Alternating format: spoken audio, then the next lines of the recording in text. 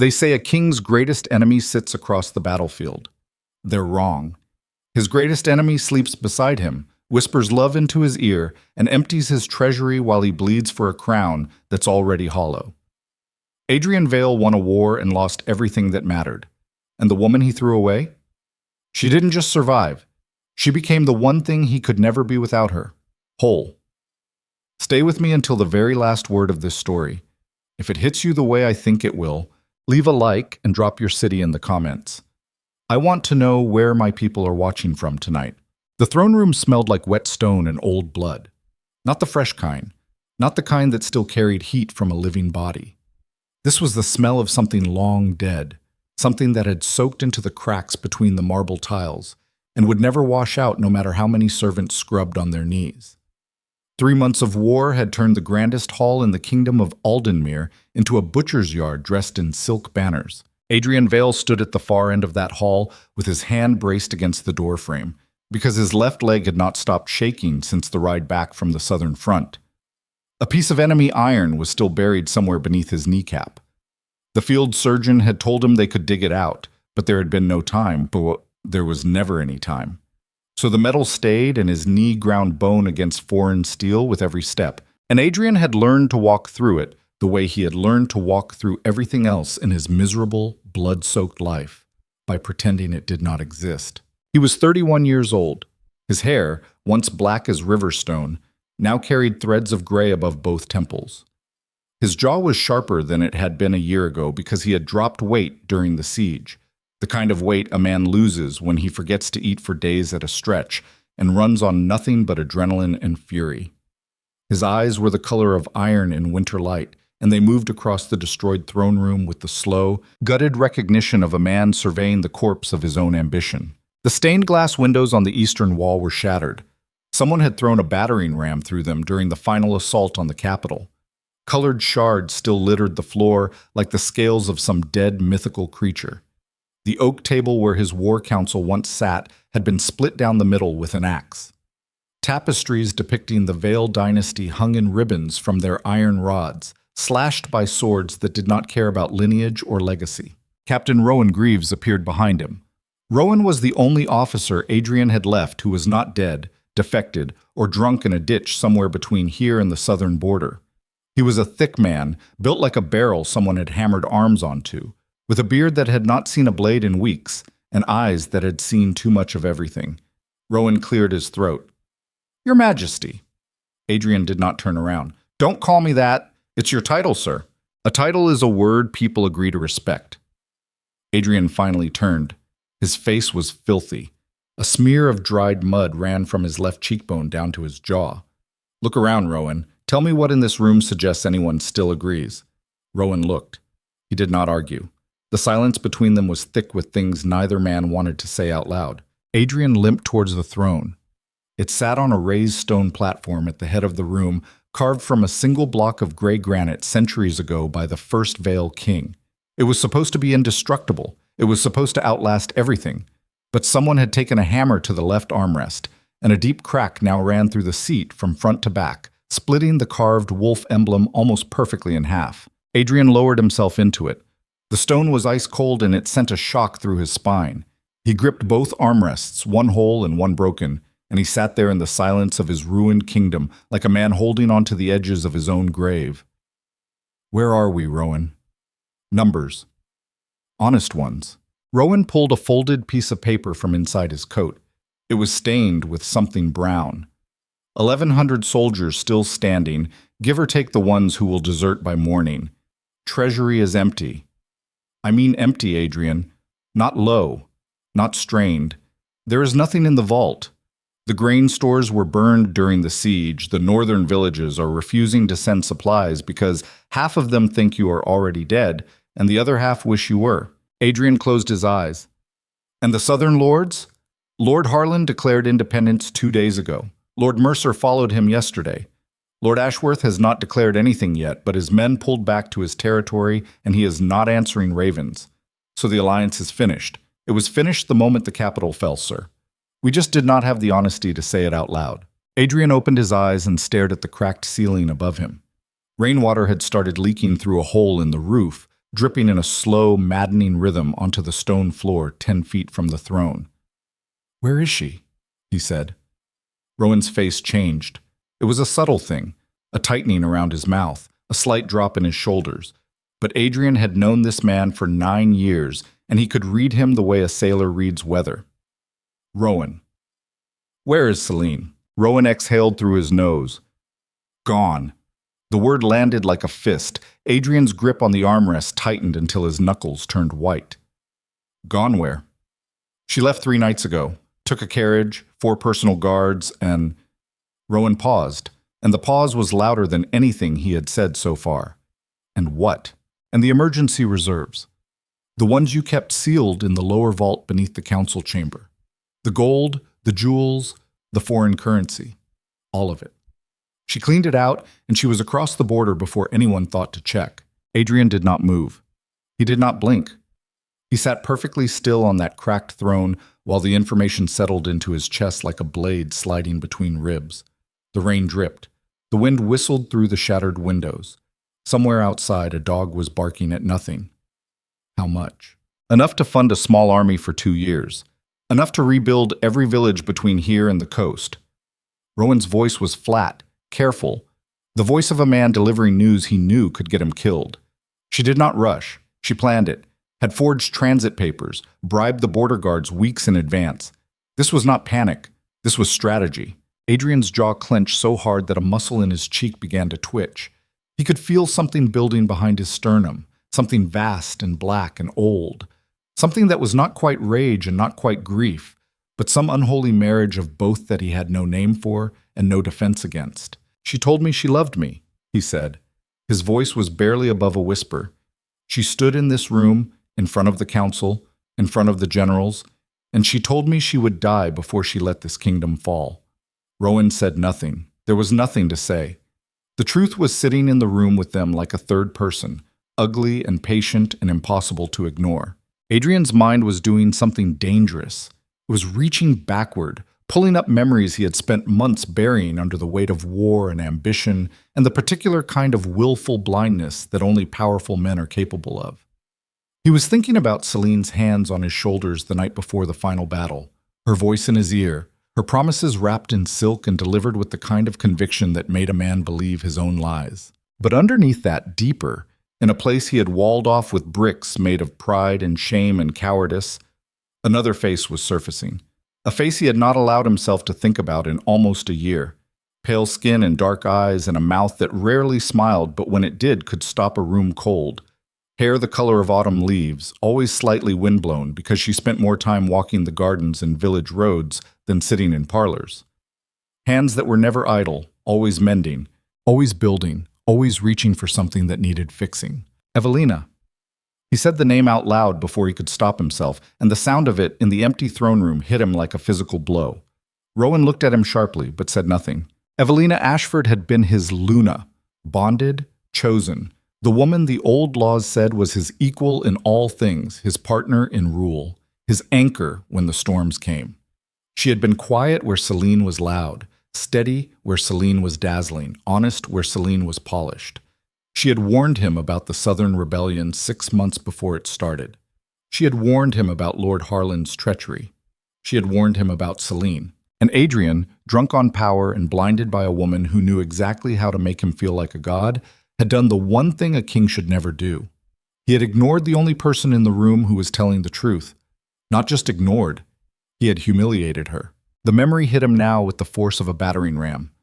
The council dinner 8 months ago, before the war had started, when everything was still politics and posturing and the illusion of control. Evelina had stood at the far end of the table and told the assembled lords that Seline's financial dealings did not add up, that funds were being moved to accounts that did not exist in any royal ledger, that something was deeply and fundamentally wrong. And Adrian, sitting at the head of that table with Seline's hand on his arm, had looked at his own Luna, the woman bonded to him by law and by something older and deeper than law, and he had said, in front of every lord and general in the kingdom, "Evelina, if you cannot bring proof instead of paranoia, perhaps you should leave the governance to those who understand it." The room had gone silent. The lords had looked away, some in discomfort, some in satisfaction, Because there were always men who enjoyed watching a woman be cut down by the man who was supposed to protect her. Evelina had not cried. That was the thing Adrian remembered most clearly now, sitting alone in his devastation. She had not cried. She had looked at him with those dark eyes, and something in them had shifted. Some light that had been burning quietly for years had simply gone out.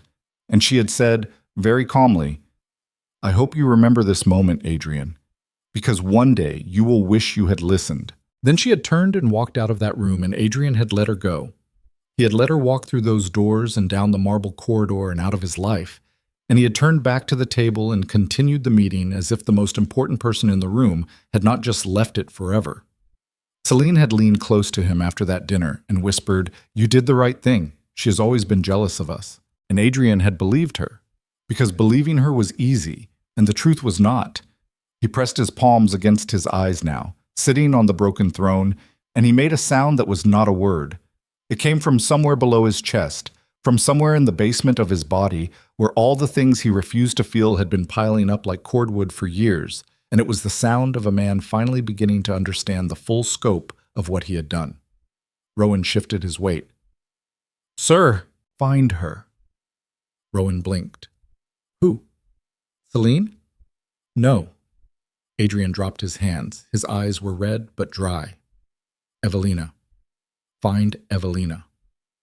The silence that followed was different from the ones before it. This silence had texture. It had weight.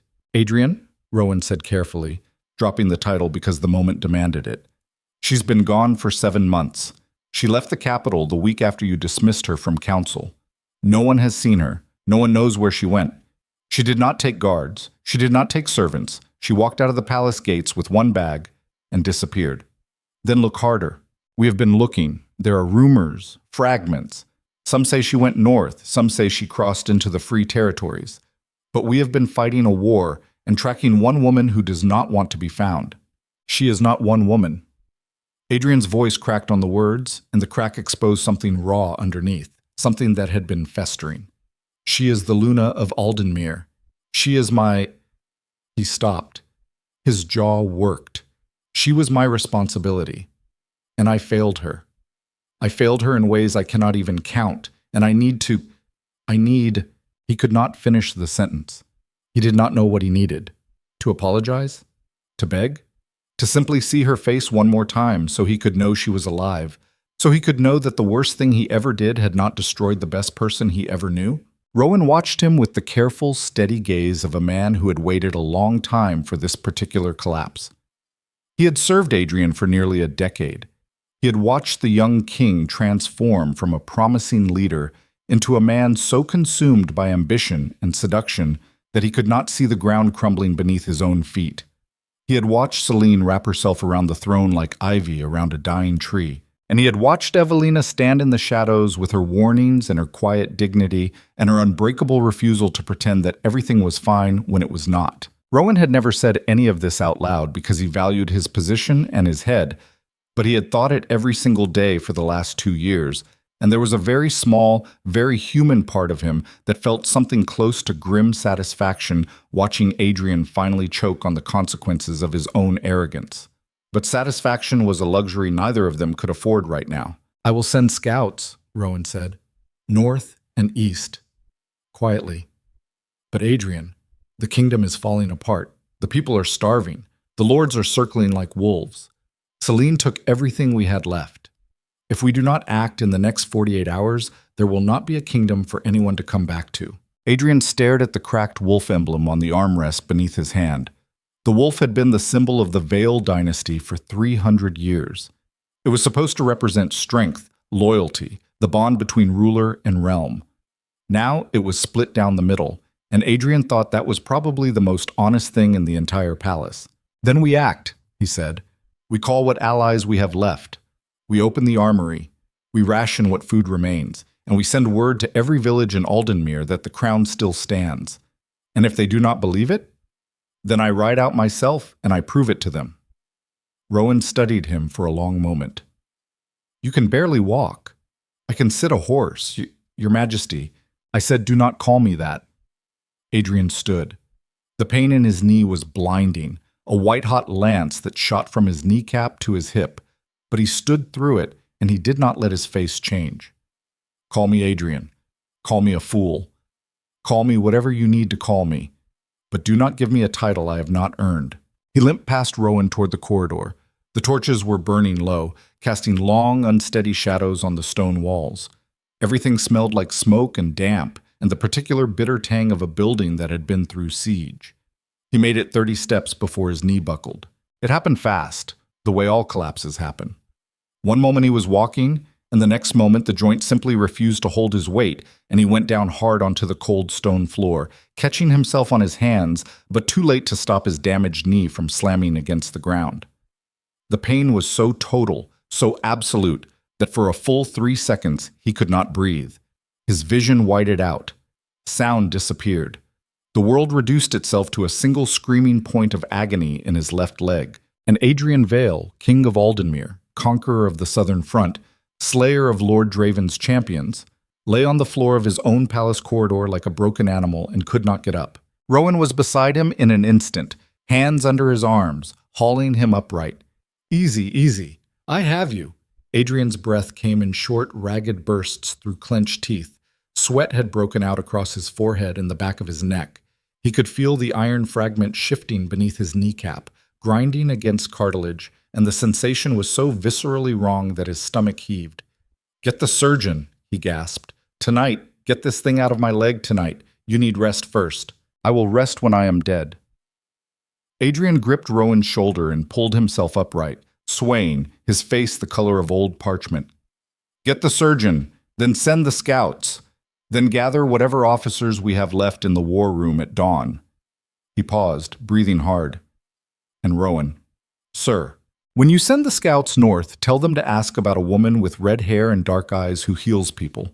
Tell them to ask about someone who shows up in destroyed places and makes them whole again. Tell them to ask about someone who does not use her real name but cannot stop herself from helping strangers." "You think that is how we find her?" "I know it is." Adrian's voice was raw, scraped down to something honest and terrible. "Because that is who she is. That is who she has always been. She could not stop helping people if she tried. It is the thing I loved most about her, and the thing I punished her for most severely. And if there is any justice left in this rotting world, it will be the thing that leads me back to her." Rowan nodded. He did not say what he was thinking, which was that there might not be any justice left, and that even if they found her, the Evelina Ashford who walked out of this palace 7 months ago was probably not the same woman who would be standing at the end of that road. People who are broken by the ones they love do not simply wait around to be found. They rebuild. They harden. They become someone new. And that someone new does not always want to look backward.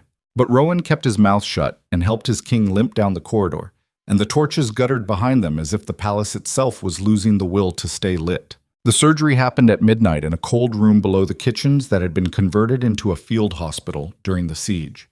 The surgeon was a woman named Thera Voss, mid-50s, with hands that were too steady for the amount of blood she had seen in the last 3 months, and eyes that held the flat, professional detachment of someone who had long ago stopped being surprised by the creative ways human beings could damage each other. She laid Adrian on a wooden table that was too short for his frame so that his feet hung off the end. 2 soldiers held torches above them, and the light was uneven and harsh and threw sharp shadows across Adrian's face as he stared at the ceiling and tried to control his breathing. "I can give you something for the pain," Thera said, laying out her instruments on a cloth beside him. "But it will put you to sleep for hours, and I understand you have business at dawn. Just do it." Thera looked at him. "Your Majesty, I have pulled iron from a lot of men. The ones who say just do it are always the ones who scream the loudest." "Then I will scream." Adrian turned his head and looked at her directly.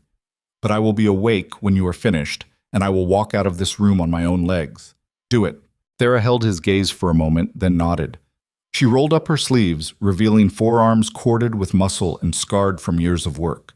She pressed her fingers around Adrian's knee, probing, and even that gentle pressure made him hiss through his teeth. "It is deep," she murmured, lodged against the inner edge of the patella. "I can feel it." She looked at the soldiers. "Hold him." They gripped his shoulders and his good leg, and Thera made her first cut, and Adrian's world became a red, howling thing that he could only endure by biting down on the leather strap she had placed between his teeth and focusing every remaining shred of his consciousness on a single image in his mind, Evelina. Standing in the garden behind the palace, the morning after their bonding ceremony, with sunlight in her hair and her hands wrapped around a cup of tea, and her eyes, those dark, serious, beautiful eyes, looking at him with a kind of hope so raw and unguarded that it had almost frightened him.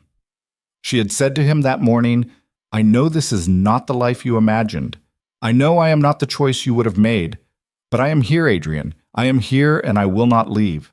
And he had smiled at her and said something polite and meaningless, and then spent the rest of the day in council meetings where Seline sat across the table and made him feel like the most powerful man alive with nothing more than a look. He had wasted her. He had wasted the best thing that ever happened to him with the casual, thoughtless cruelty of a man who assumed good things would always be there when he decided he wanted them. Thera pulled the iron free.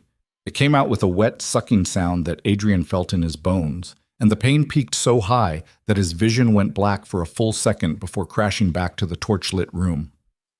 "Got it," Thera said, holding up a twisted piece of dark metal the size of a thumbnail. She dropped it into a metal bowl with a clang that echoed in the small room. "The wound needs packing and stitching. 12 days minimum before you put weight on it. I am writing at dawn." Thera looked at him like he was an idiot, which, in fairness, he was. "If you write at dawn, the wound will reopen within the hour. If it gets infected, you lose the leg. If you lose the leg, you lose the war. Is your pride worth a limb?"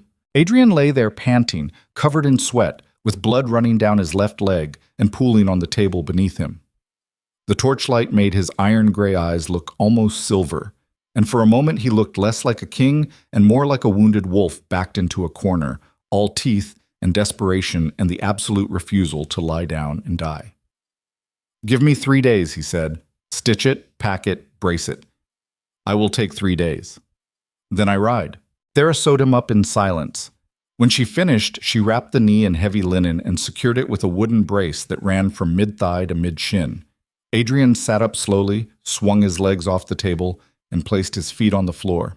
The pain was still enormous, but it was a different shape now. Cleaner. The grinding was gone.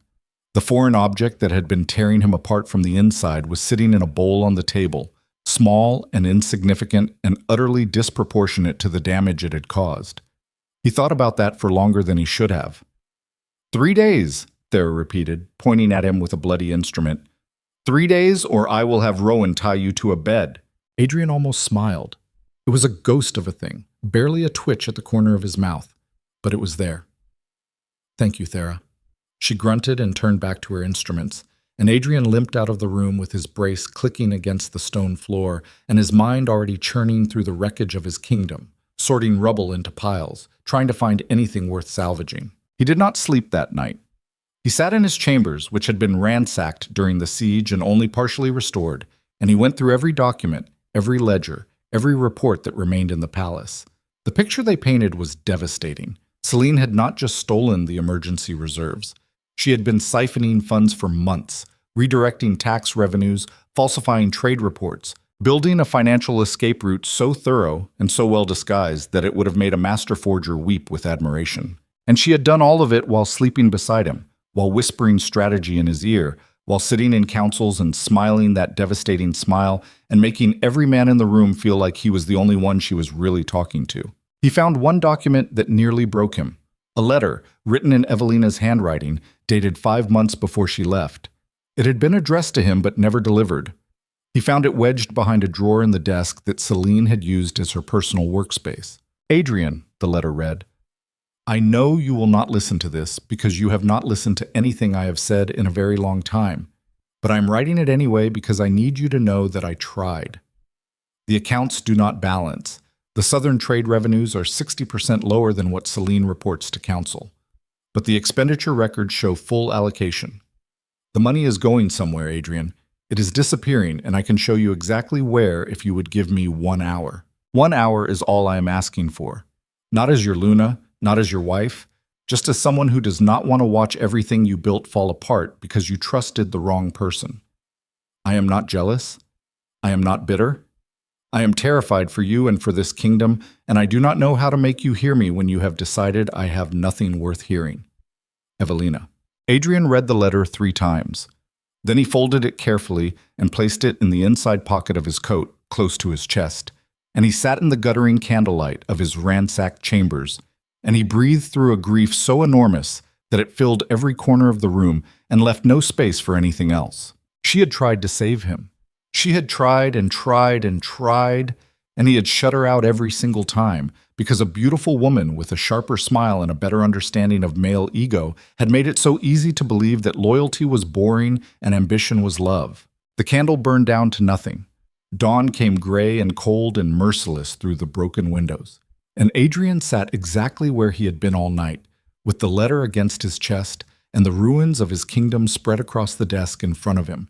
And he understood for the first time in his life that the most dangerous enemy he had ever faced was not Lord Draven or the Southern rebels, or even Seline.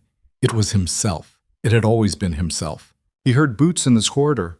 Rowan appeared in the doorway, and his face was different this morning, tighter, more urgent. "What is it?" Adrian said. Rowan stepped inside and closed the door. "The scouts I sent north 3 hours ago just came back." "Already?" "They did not have to go far." Rowan's voice was strained, pulled taut like a wire about to snap. "There's a man at the gate. He rode through the night from the northern highlands. He says he has a message, and he will deliver it only to the king." "Who is he?" "He says his name is Lucian Ward." Adrian went still. "He says he is a commander of the Highland militia. He says he knows where Evelina is. And he says—" Rowan paused, and in that pause, the temperature in the room seemed to drop. "He says, if you want to see her, you will have to go through him first." The silence that followed was so complete that Adrian could hear his own heartbeat, could hear the blood moving through his veins, could hear the distant sound of wind through shattered glass, and the faint, maddening drip of rainwater falling onto stone somewhere deep in the bones of his dying palace. He stood up. The brace on his knee groaned. His body screamed. "Bring him in," Adrian said.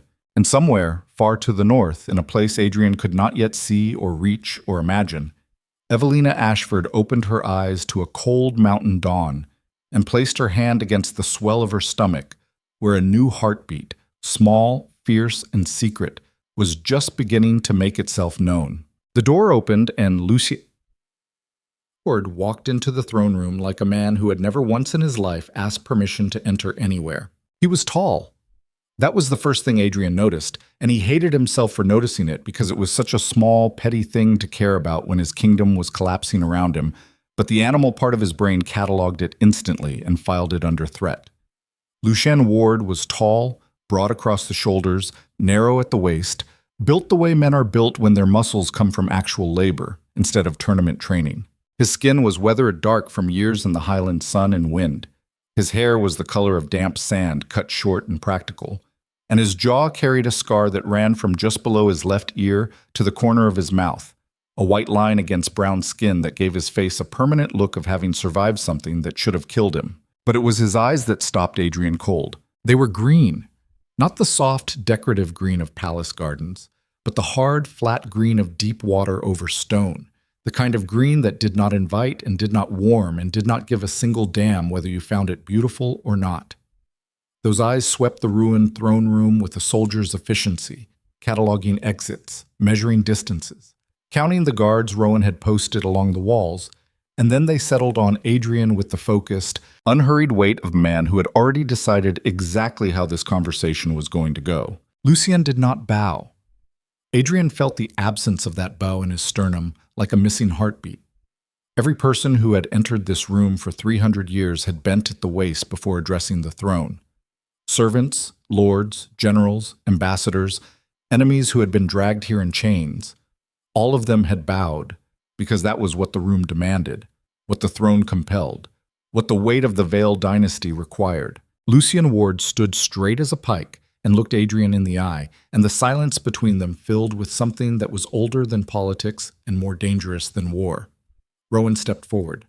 "Commander Ward, you stand before King Adrian Vale of Aldenmere. You will show—" "I know who he is." Lucian's voice was low, unhurried, with a slight roughness at the edges like gravel under boots. He did not look at Rowan. He kept his eyes on Adrian, the way a man keeps his eyes on a snake he has found in his path. I did not ride through the night to learn his name. Adrian studied him from the broken throne. His left knee throbbed inside its brace. His hands rested on the armrests, one whole and one cracked, and he was acutely aware that he looked like exactly what he was: a beaten man sitting in the wreckage of everything he once controlled. "You said you have a message," Adrian said. His voice was steady. He made sure of that. "Deliver it." Lucian reached into the leather satchel slung across his chest and produced a folded piece of paper. He did not step forward to hand it over. He held it at his side, and the gesture was so deliberate, so clearly a refusal to approach the throne, that Rowan's hand drifted to the hilt of his sword.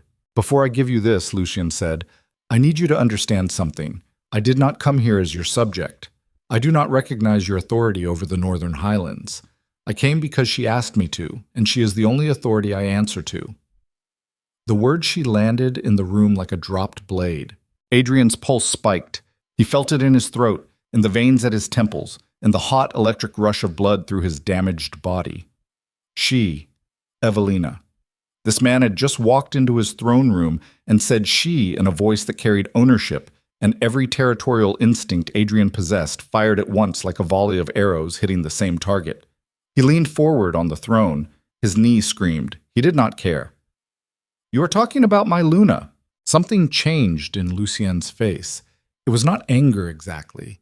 It was something colder, something that had been refined by months of proximity to a woman's pain until it had become a kind of quiet, lethal certainty. "I am talking about Evelina Ashford." Lucien's jaw tightened, "and she stopped being yours the night you chose another woman over her in front of your entire court. She stopped being yours when you let her walk out of this palace alone, with nothing, in the middle of a kingdom tearing itself apart.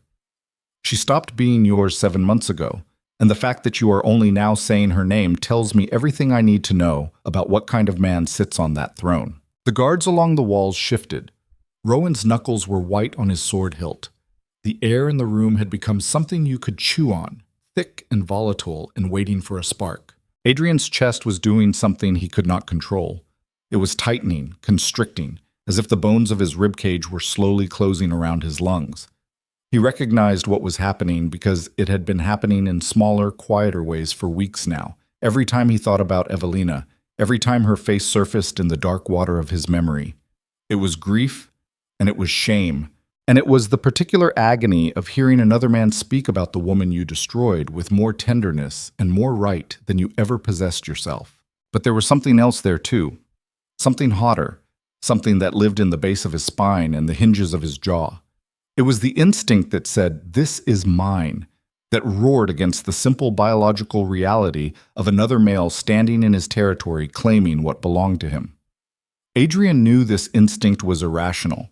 He knew it was the exact same blind, possessive stupidity that had driven him to Seline in the first place, the need to dominate, to control, to hold everything in his fist whether he deserved it or not. But knowing a thing and feeling a thing are not the same, and right now the feeling was winning. "Where is she?" Adrian said. His voice had dropped to something barely above a whisper, and it was more dangerous at that volume than it had ever been at a shout. "She is safe. That is not what I asked. It is the only answer you are getting." Lucian held up the folded paper. "She wrote you this. She said you would understand. She also said, and this is from her, not from me, that if you come north, you come alone, you come unarmed, and you come ready to listen instead of command. If you cannot do those 3 things, do not come at all." He tossed the paper. It sailed through the air in a slow arc and landed on the stone floor between them, and neither man moved to pick it up. The silence stretched. Rowan looked between them. 2 soldiers by the eastern wall exchanged glances. Outside, the wind picked up and howled through the shattered stained glass, scattering colored fragments across the floor with a sound like tiny bones breaking. Adrian spoke first. "You are a commander of the Highland militia." "I am." "How many soldiers?" "Enough." Adrian almost smiled, and it was the ugliest smile Rowan had ever seen on a human face. "Enough. You walk into my throne room, refuse to bow, speak my Luna's name like it belongs in your mouth, and when I ask about your military strength, you say enough." He paused. "You are either very brave or very stupid, Commander Ward." Lucian tilted his head slightly. The scar on his jaw caught the gray light from the broken windows. There is a third option. And what is that? That I am a man who spent the last 7 months watching the woman you threw away rebuild herself from nothing. And I am not afraid of anyone who could do what you did to her and still call himself a king. The words hit Adrian in a place that had no armor.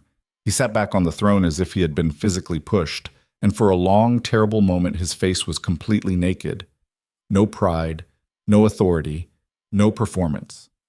Just a man hearing the truth about himself from a stranger and having nowhere left to hide from it. Rowan stepped forward. That is enough. Commander, you have delivered your message. You can... Let him talk, Adrian said quietly. Rowan stopped. Adrian looked at Lucian, and something in his gaze shifted. The territorial fire was still there, still burning in the deep red center of his chest, but it was being held now, contained by something that might have been the first fragile stirring of an emotion Adrian had very little experience with. Humility. How did you find her? Adrian said. Lucian studied him for a moment, as if deciding whether this version of the question deserved an honest answer. Then he spoke. My patrol found her on the North Road, 40 miles past the border, in the 3rd week after she left your palace. She was walking. No horse, no escort, no supplies. She had a bag with 3 changes of clothes and a medical kit she had assembled from the palace infirmary before she left. Her shoes were worn through. She had blisters on both feet that had broken and bled, and broken again. She was dehydrated. She had not eaten in 2 days. Adrian's hand gripped the cracked armrest so hard that a piece of stone broke off in his palm. He did not notice. We brought her to our outpost. Our field medic treated her feet and gave her food and water. She did not speak for the first 2 days. Not a word. She sat in the corner of the barracks and she stared at the wall and she breathed, and that was all she did. And I have seen men come back from the worst battles of my career with more life in their eyes than she had in hers. Stop, Adrian said. Lucian did not stop. On the 3rd day, she got up. She walked out of the barracks, and she found a village that had been hit by raiders the week before. 14 houses burned. 30 people displaced. No food, no shelter, no help coming because the crown, your crown, was too busy fighting a war in the south to notice that its own people were dying in the north. She walked into that village and she started working. She organized the survivors. She set up a medical station with the kit she had carried out of your palace. She rationed what food my soldiers could spare. She held a woman's hand while that woman died from an infected burn wound because there was no surgeon and no medicine, and no one in the entire kingdom who gave a damn. I said stop, and she never cried. Lucian's voice was quiet, but it filled the room like smoke. Not once. Not in front of anyone. She worked 18 hours a day for 2 weeks straight, and she rebuilt that village, and when it was done, she moved to the next one, and the next one after that, and she has not stopped since. She has rebuilt 4 communities in 7 months. 4. With nothing. No army, no treasury, no royal decree. Just her hands and her will and the kind of stubborn, furious compassion that cannot be taught. The room was silent. Adrian was not moving. He was sitting on the throne with the broken piece of stone still in his palm, and his face was the color of ash, and his breathing had become shallow and uneven, and there was a brightness in his iron-gray eyes that could have been rage or grief, or something so tangled between the two that even he could not separate them. Lucian exhaled slowly. That is who you threw away. That is who you humiliated in front of your court. That is who you replaced with a woman who robbed you blind and disappeared. So when I stand here and I do not bow, it is not because I do not understand what a king is. It is because I understand exactly what a king is, and I am looking at a man who does not qualify. Rowan drew his sword. It was a reflex, pure and instinctive, the sound of steel clearing the scabbard ringing through the throne room like a bell. 2 guards moved forward from the walls. Adrian raised his hand. Everyone stopped. The moment balanced on a razor's edge. Rowan stood with his blade half raised, sweat on his upper lip. The guards were frozen mid-step. Lucian had not moved at all. He stood exactly where he had been since he entered the room, feet planted, shoulders square, those flat green eyes steady on Adrian's face with the absolute calm of a man who had made peace with every possible outcome of this conversation before he ever walked through the gates. "Put it away, Rowan," Adrian said. "He is—" "Put it away." Rowan sheathed his sword. The sound of it sliding home was like a door closing. Adrian looked at the folded paper on the floor between them. He looked at it for a long time. Then he stood from the throne, and the movement cost him something visible. His face tightened, his breath caught. His damaged knee protested with a grinding pop that was audible in the silent room, and he walked down from the raised platform, one step at a time, his brace clicking against the stone. He stopped in front of Lucian. They were close enough that Adrian could see the individual threads of the scar on the commander's jaw, could smell road dust and horse sweat, and the cold pine scent of the northern highlands on his clothes. Adrian bent down and picked up the letter. He unfolded it. Evelina's handwriting. He would have known it anywhere, the clean, precise strokes, the slight leftward lean, the way she dotted her letters with small, deliberate points instead of casual flicks. His eyes moved across the words and his face changed as he read, changed in ways that were small and devastating, the way a landscape changes when the light shifts, and suddenly you can see every crack and shadow that was hidden before. "She wants to meet," Adrian said. His voice was barely a sound. "On her terms," Lucian said. Adrian folded the letter and placed it in the same pocket where he kept the one he had found in Seline's desk. 2 letters from the same woman, written months apart, and between them a gap so vast and so full of his own failures that he could not see the other side. "I will come," Adrian said. "Alone. Alone. Unarmed." Adrian's jaw worked. The territorial thing in his chest flared again, hot and irrational, because this man was dictating terms to a king in his own throne room, and every cell in Adrian's body wanted to assert dominance, wanted to grab the situation by the throat and force it into a shape he could control. But control was what had destroyed everything.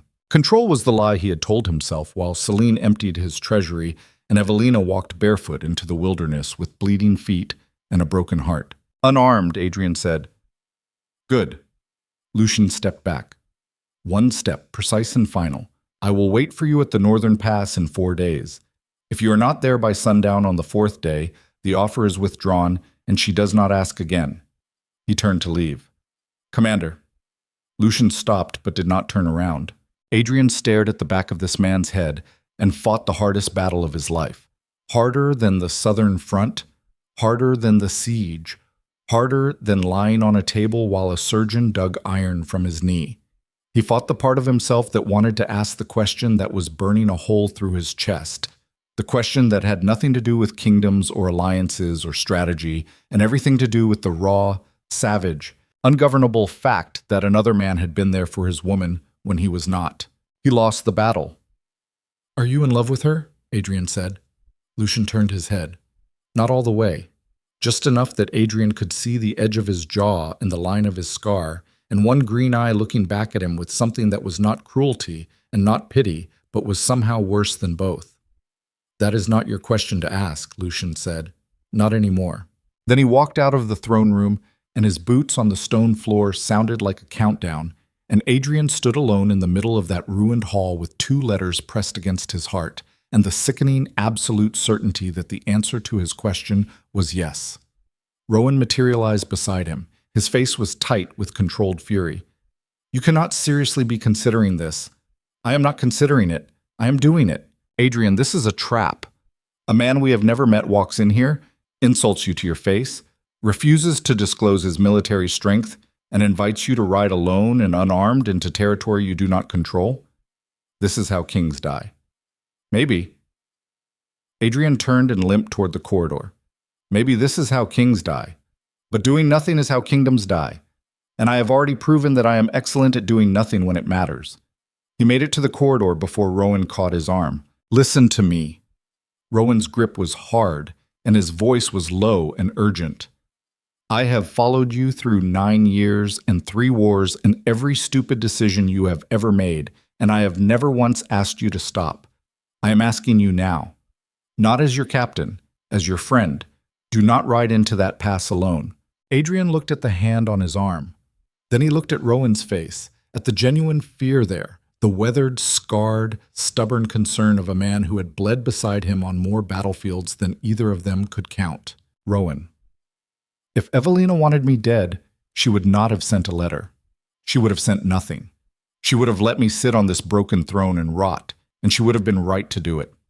The fact that she is willing to see me at all is more mercy than I deserve, and I'm not going to waste it by showing up with soldiers at my back and proving that I have learned nothing. Rowan released his arm. His jaw was clenched so tight the muscles stood out like cords. Then at least let me ride behind you, half a mile back, out of sight. If something goes wrong, nothing is going to go wrong. You do not know that. Adrian stopped walking. He turned and looked at Rowan, and there was something new in his face, something exhausted and raw and honest in a way that Adrian Vale had never been honest about anything in his entire life. Everything has already gone wrong, Rowan. Everything that could possibly go wrong has gone wrong. I lost my treasury, I lost my allies, I lost my kingdom, and I lost the only woman who ever told me the truth about myself. He paused. His breath was ragged. I am riding into that pass because it is the last thing left that I have not destroyed. And if there is even a chance, even the smallest, most pathetic chance, that she will look at me and see something worth saving, then I will crawl there on my hands and knees if I have to. Rowan stared at him for a long time.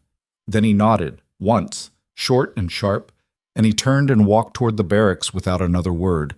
And Adrian knew that Rowan would follow him anyway, half a mile back, out of sight, because that is what loyal men do. They protect the people they care about, whether those people want it or not. Adrian spent the next 3 days preparing his kingdom for the possibility that he would not come back. He dictated letters to the remaining lords, not demanding allegiance but asking for patience.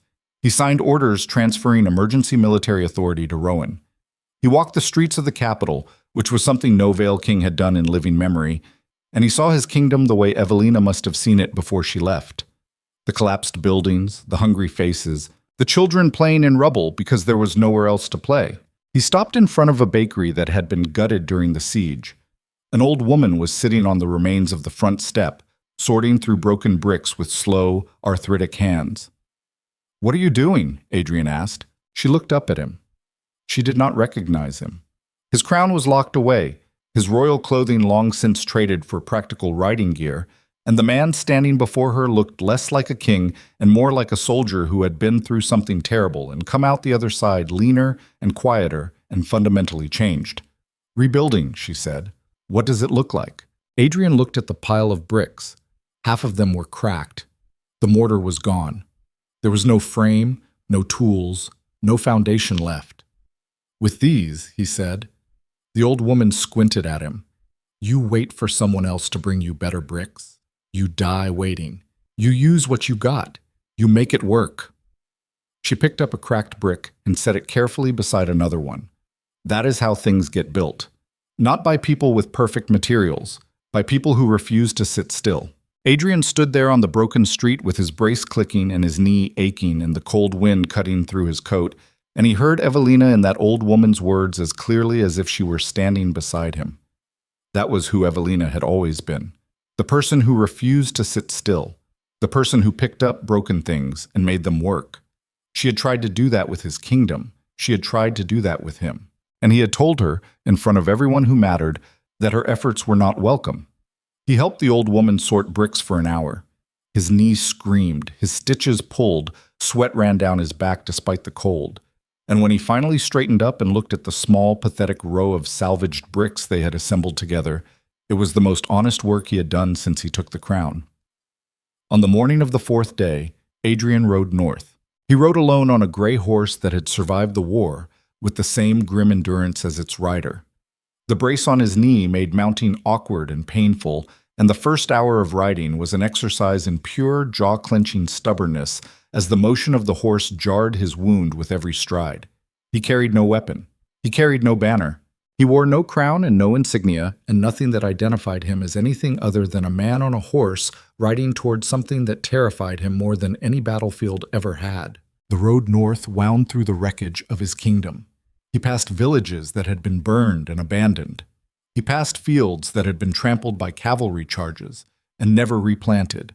He passed a bridge that had collapsed during the war and been rebuilt with rough timber and rope by people who had no engineers and no help, and no reason to believe anyone was coming to save them.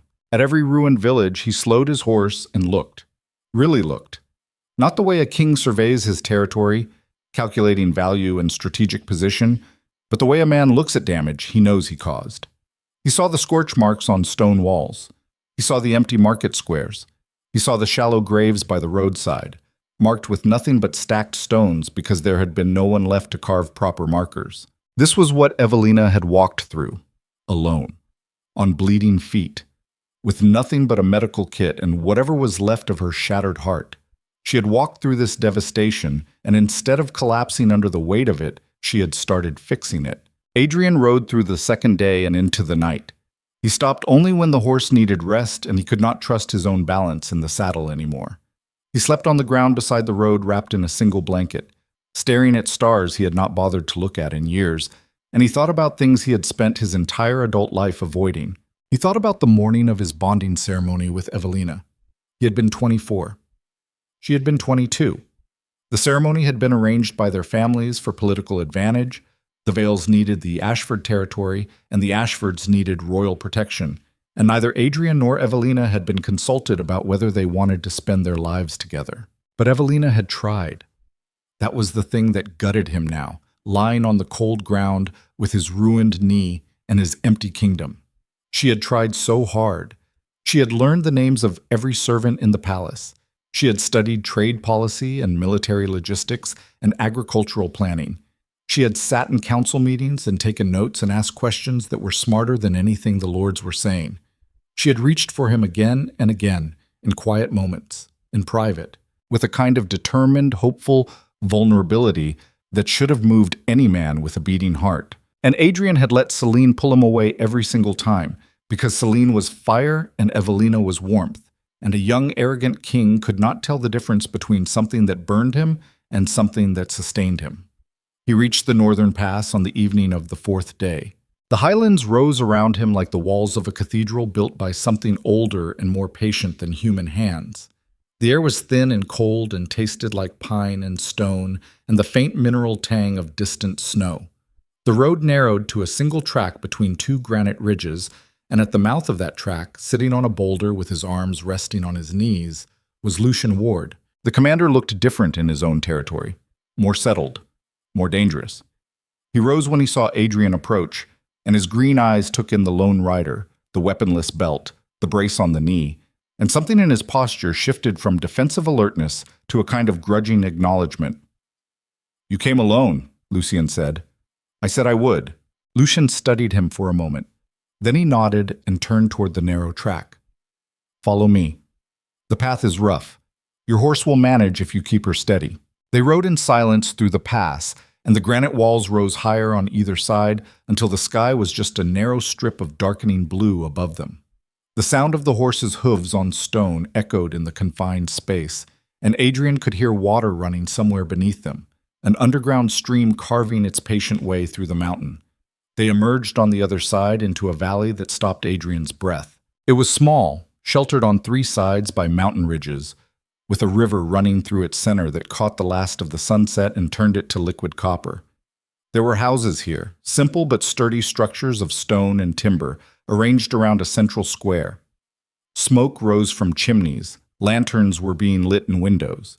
He could hear voices, laughter, the sound of someone hammering metal in a forge, the bark of a dog. It was alive. In a kingdom full of ruin and silence and death, this place was alive. Lucian dismounted and gestured for Adrian to do the same. "She's in the healing house, the stone building on the eastern edge of the square. She knows you're coming." Adrian dismounted.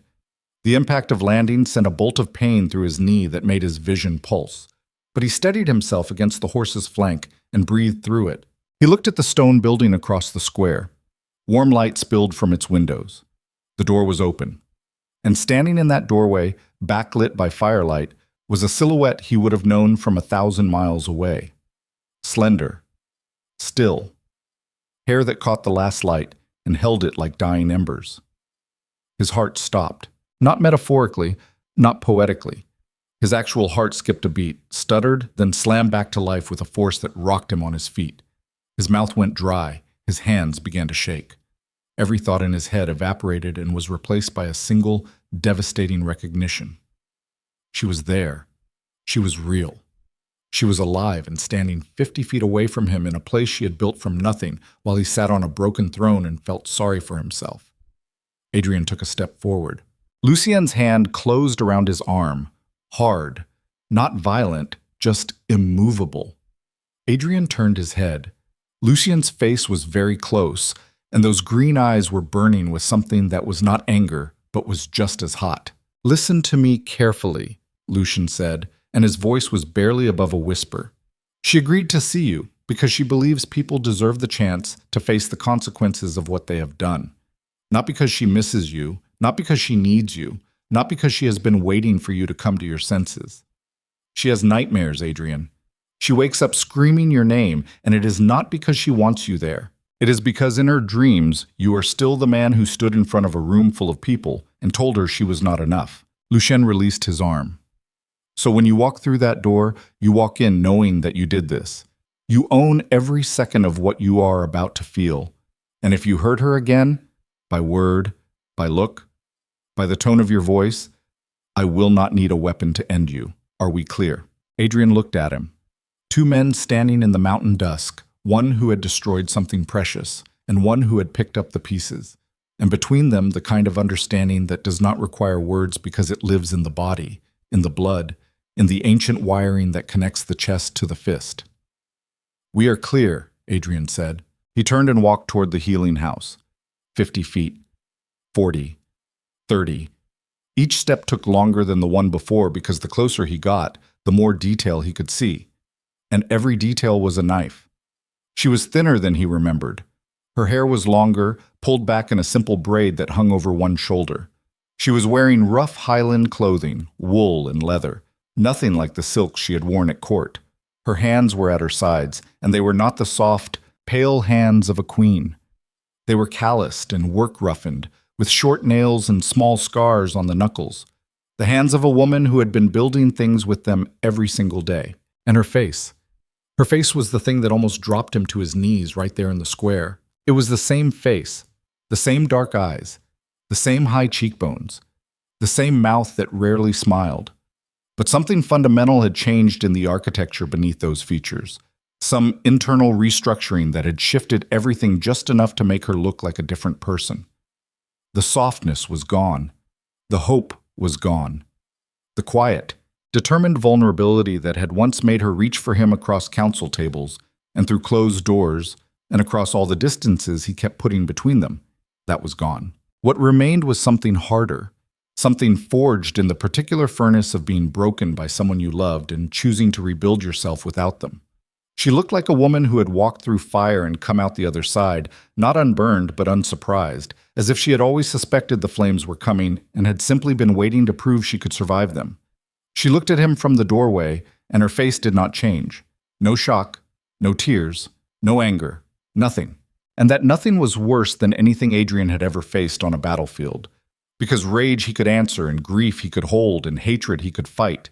But this calm, settled, absolute absence of need, this was the sound of a door that had been closed so completely that the room behind it no longer existed. Adrian stopped 10 feet from the door. "Evelina," he said. And Evelina Ashford, the woman he had abandoned, the Luna he had humiliated, the only person who had ever tried to tell him the truth, looked at the man who had once been her entire world and said, in a voice as steady and as cold as mountain stone, "You are late, Adrian, by about a year." Then she stepped aside from the doorway. Not toward him, just aside, leaving the entrance open like an invitation that carried no warmth, and the firelight behind her caught something Adrian had not been able to see from across the square. The slight, unmistakable curve of her lower belly beneath the rough wool of her Highland clothing. Adrian's legs stopped working. His vision tunneled. Sound disappeared. The world collapsed to a single, impossible point. The shape of her body in the firelight, the thing it meant, the life it contained.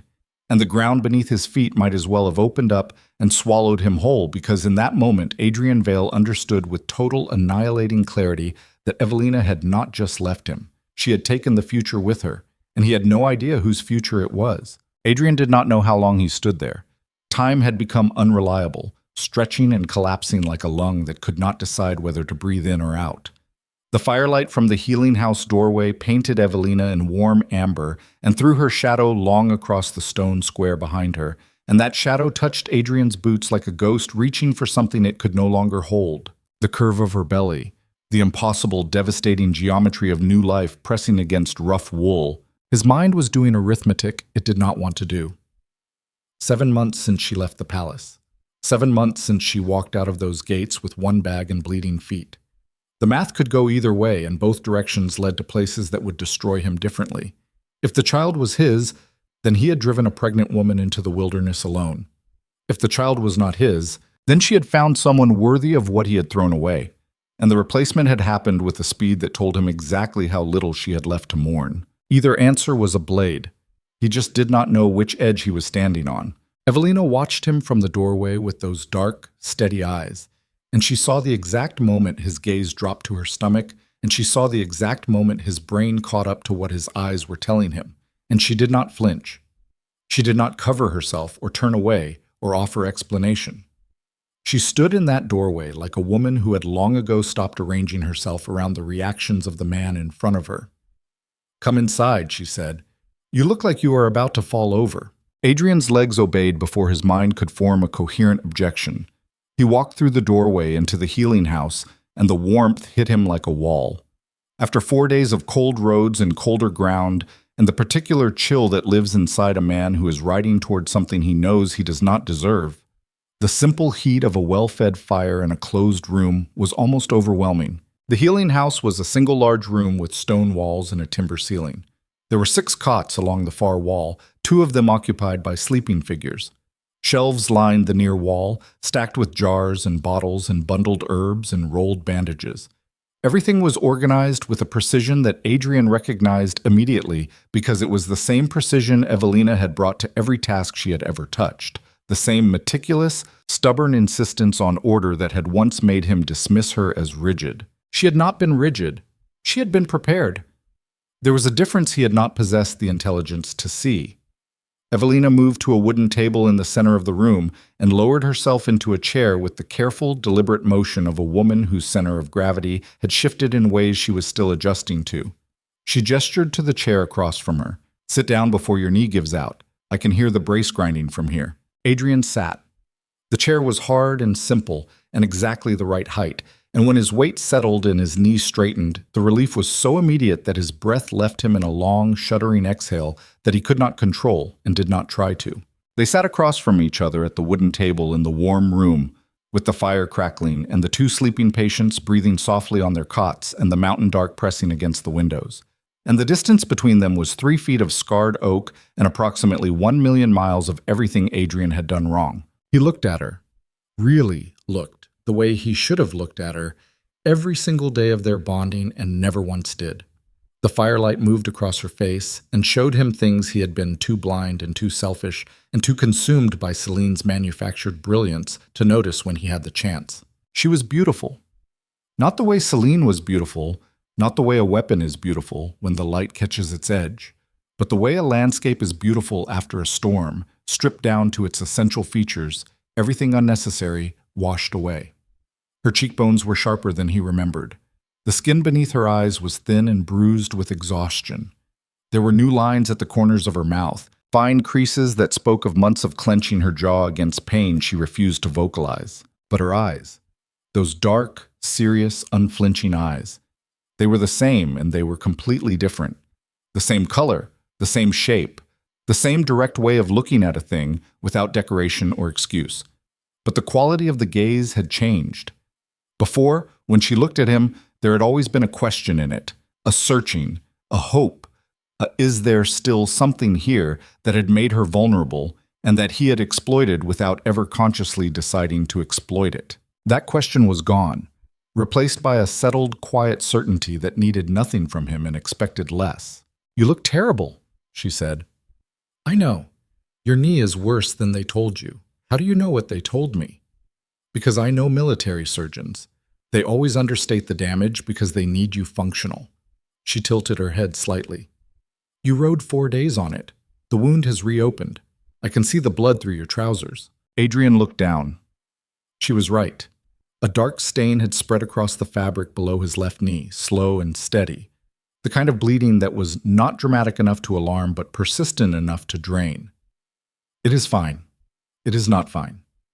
Nothing about you has been fine for a very long time, Adrian, and saying the word does not make it true. The observation landed with the flat, devastating accuracy of a thrown knife. Adrian absorbed it the way he had absorbed Lucian's words in the throne room, the way he had absorbed the empty treasury and the defecting lords and every other consequence of his catastrophic judgment, silently, without defense. Because there was no defense left. "You read my letter," Evelina said, "both of them." Her expression shifted, barely, a flicker of something that came and went too fast to name. "Both. I found the one you wrote about the accounts, the one you tried to send me 5 months before you left. It was behind a drawer in Celine's desk." Evelina was quiet for a moment. Then she exhaled, and the sound was not a sigh but something older, something that had been compressed inside her for a very long time and was finally allowed to escape. "I wrote that letter 4 times, she said. The first 3 versions were angry. They said things I wanted to say, but knew you would use as proof that I was emotional and therefore unreliable. So I wrote a 4th version that was nothing but facts and numbers and a request for 1 hour of your time." She paused. "You never saw it. Seline buried it. Seline buried everything." Evelina's voice did not rise. It stayed level, calm, factual, which made it infinitely worse than shouting. She intercepted my correspondence. She reassigned my staff. She told the council clerks that I was to be excluded from financial briefings for my own well-being because the stress was affecting my health. She built a wall between me and every source of information I had. And she did it so gradually and so skillfully that by the time I realized what was happening, I was already invisible. Adrian's hands were flat on the table. He could see them shaking. Fine tremors running through his fingers. The kind of shaking that comes not from cold, but from the sustained effort of holding very still when every nerve in the body is screaming. "Why did you not come to me directly?" Evelina looked at him, and for the first time since he had arrived, something hot moved behind her eyes.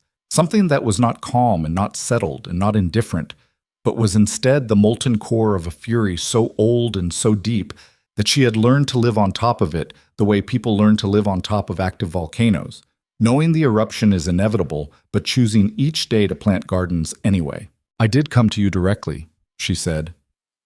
17 times. I have counted. 17 times I came to your chambers, to your study, to the council room, to the gardens, to every place I thought I might find you alone and willing to listen. 9 of those times, Seline was already there. 4 of those times, your guards told me you had asked not to be disturbed. 3 of those times, I made it into the room and started talking, and you cut me off before I finished my first sentence. And once, Adrian, I came to your chambers at midnight because I had finally assembled the proof, the ledgers, the forged entries, the routing numbers, everything. And I knocked on your door, and you opened it, and Seline was behind you in your bed, and you looked at me the way you would look at a servant who had interrupted something important. Adrian closed his eyes. You said, and I remember every word because they are branded into me. You said, "Evelina, this is not a good time." The fire crackled. One of the patients on the far cots shifted in their sleep and made a small sound, and the sound was so fragile and so human in the charged silence of the room that it felt like a reminder that the world contained things other than the wreckage these 2 people had made of each other. "I stood in that hallway," Evelina continued, "with proof of treason in my hands, and you closed the door in my face so you could go back to the woman who was robbing you blind. And I stood there for, I do not know how long, a minute, an hour. I stood there and I realized that it did not matter what I had found. It did not matter what I could prove. Because the problem was never evidence. The problem was that you had decided I was not worth listening to. And no amount of proof can overcome a man's decision to disbelieve you." Adrian opened his eyes. They were wet. He did not wipe them. "That was the night I started planning to leave," Evelina said. "Not because of Seline, not because of the affair, because standing in that hallway, I understood something about survival that I had been refusing to accept."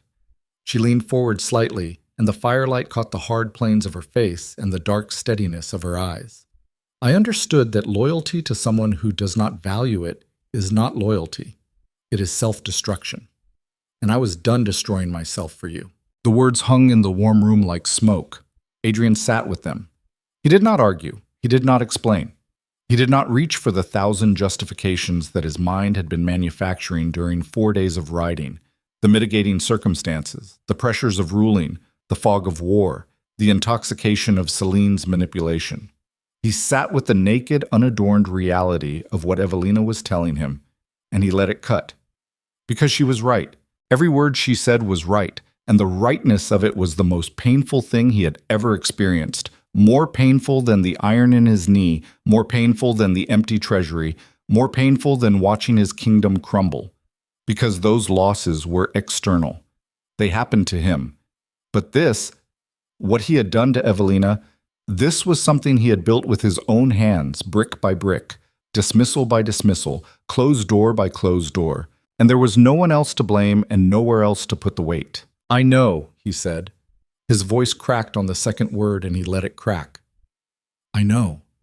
Evelina watched the crack in his voice with the clinical attention of a healer assessing a wound, measuring its depth, calculating how much damage lay beneath the surface.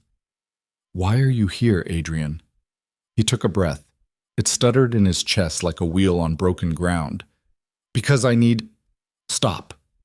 The word was so sharp and so sudden that Adrian's mouth closed on reflex.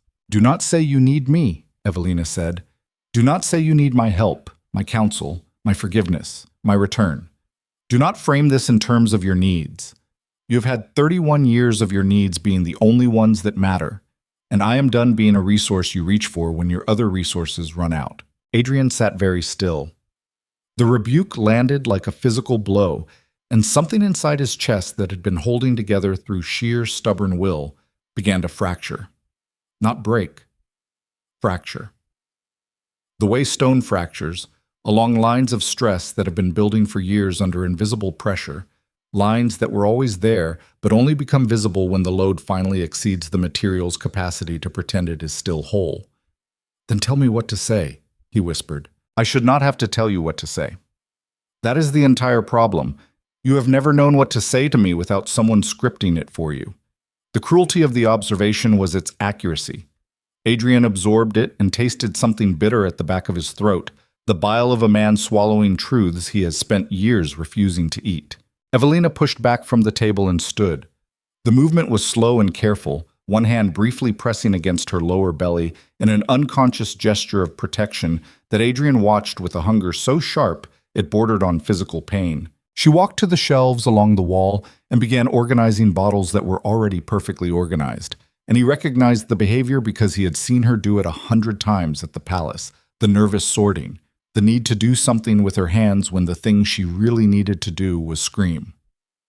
Adrian stood too. His knee protested violently and he ignored it. "Evelina." She did not turn around. "The child," he said, and the word came out rough and raw and terrified. "Is it—" "Mine," she said. "The child is mine. That is not what I am asking." "I know what you are asking." She turned then, and her face was a fortress. "And the answer is that it does not matter. Whether this child shares your blood or not, you have no claim. You forfeited every claim you had when you chose to build your life around a woman who was dismantling it. This child will be born in these highlands, surrounded by people who showed up when you did not. And it will know what loyalty looks like because it will grow up watching people who practice it instead of people who just demand it." Adrian's vision blurred.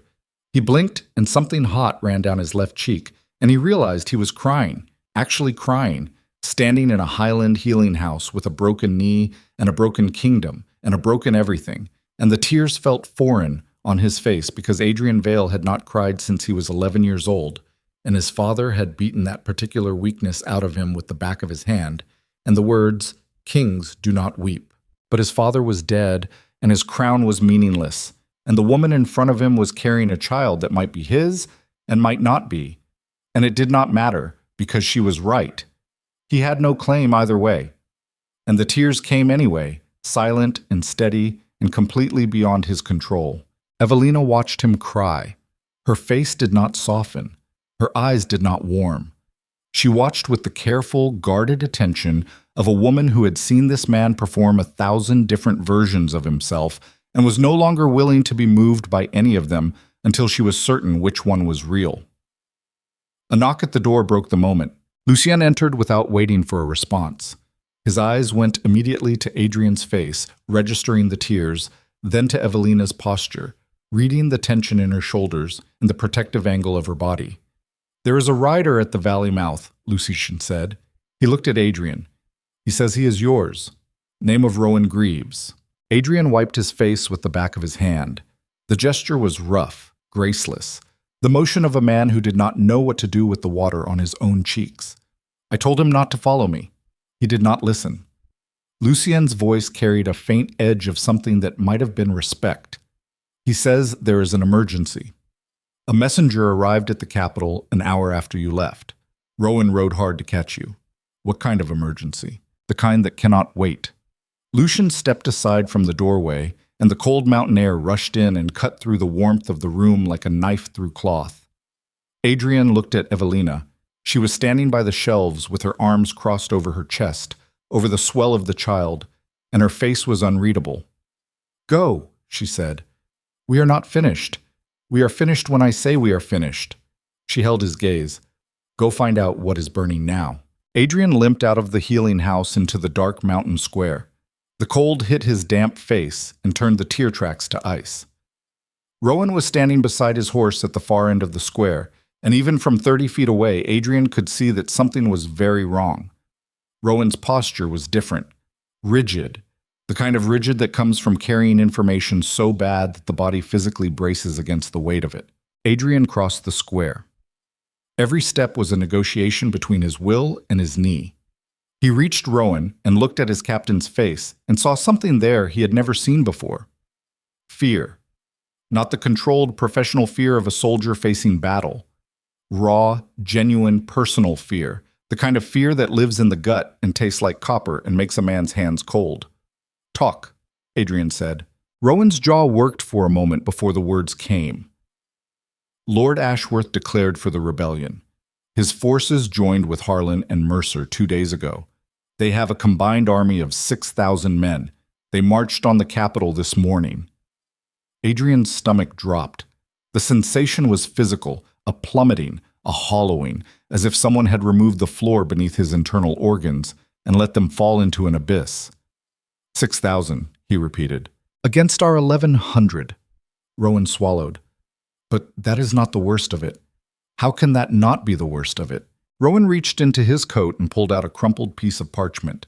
He handed it to Adrian, and Adrian unfolded it and read it by the light of the lanterns that hung from the healing house eaves. And as he read, the last remaining structure inside him, the scaffolding of hope and purpose, and the fragile belief that things could still be salvaged, collapsed with a silence that was louder than any sound he had ever heard. The letter was from Seline. It was addressed to Lord Ashworth, and it was dated 3 weeks before the war even started. 3 weeks before the first battle, before the first soldier died, before the first village burned. And it laid out, in Celine's elegant, precise handwriting, every detail of Adrian's military strategy, every troop position, every supply route, every defensive weakness in the capital's fortifications. It laid out the treasury access codes. It laid out the bribery schedule for the border guards. It laid out a timeline for draining the emergency reserves and a plan for the subsequent evacuation. And at the bottom, in a line that Adrian read 4 times because his brain refused to process it, Seline had written, "Once the crown falls, Ashworth takes the throne and I return as his queen consort. The Vale dynasty ends with Adrian. Make certain of it." The paper shook in Adrian's hands. His fingers were trembling so violently that the words blurred and reformed and blurred again. He stared at the letter, and he felt something fundamental rearrange itself inside his chest, some deep tectonic shift in the bedrock of who he was and what he believed about the world and his place in it. She had not betrayed him after the war. She had started the war. The entire conflict, every battle, every siege, every burned village and shallow grave and orphaned child and shattered family, all of it, every drop of blood that had soaked into the soil of Aldenmere for 3 months of fighting had been orchestrated.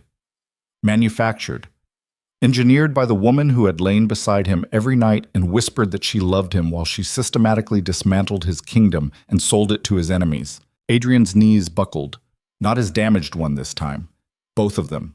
He went down hard onto the cold stone of the mountain square, the letter still clenched in his fist, and the sound that came out of him was not a scream and not a sob, but something between, something animal, something that had no language, because language had not been invented to describe what it felt like to discover that the person you chose over everything and everyone had never been a person at all, but a weapon aimed at your heart by people who smiled while they pulled the trigger. Rowan was beside him instantly, gripping his shoulder.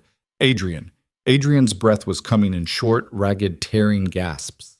His vision was fragmenting. The square, the mountains, the healing house, the warm windows, all of it was splitting into pieces and rearranging into a landscape he did not recognize, a world where nothing he thought he knew was real and everything he thought was solid was smoke. She started it, he gasped. Rowan. She started all of it. The war, the rebellion, everything. It was all... I know. Rowan's voice was rough but steady. We intercepted the letter from a courier heading south. There are more. A whole network of correspondence between Seline and the rebel lords dating back over a year. She was playing both sides. She was playing everyone. Adrian pressed his forehead against the cold stone of the square. The chill seeped through his skin and into his skull, and he welcomed it because it was the only thing that felt real. How many people died? He said into the ground. His voice was muffled, broken. How many people died in that war, Rowan? Give me a number. Rowan was quiet for a long time. Conservative estimate, 12,000 soldiers. Twice that in civilians, villages, towns, farmland. The entire southern corridor is still burning. Adrian made that sound again, that terrible wordless sound. She killed 20,000 people. And I let her. I opened the door and I let her in and I gave her the keys to everything and He choked. I pushed away the one person who saw it coming because believing Seline was easier than believing the woman who actually loved me. He stayed on the ground. The cold stone pressed against his forehead, and his broken knee screamed, and his hands were flat on the rough surface, and he could feel the grit in the ice beneath his palms. And he thought about 12,000 soldiers and 20,000 civilians, and the shallow graves by the roadside, and the children playing in rubble, and the old woman sorting through broken bricks because no one was coming to help. He thought about Evelina walking through that devastation on bleeding feet. He thought about the child growing inside her. He thought about Lucian Ward standing in the throne room and saying, "That is who you threw away."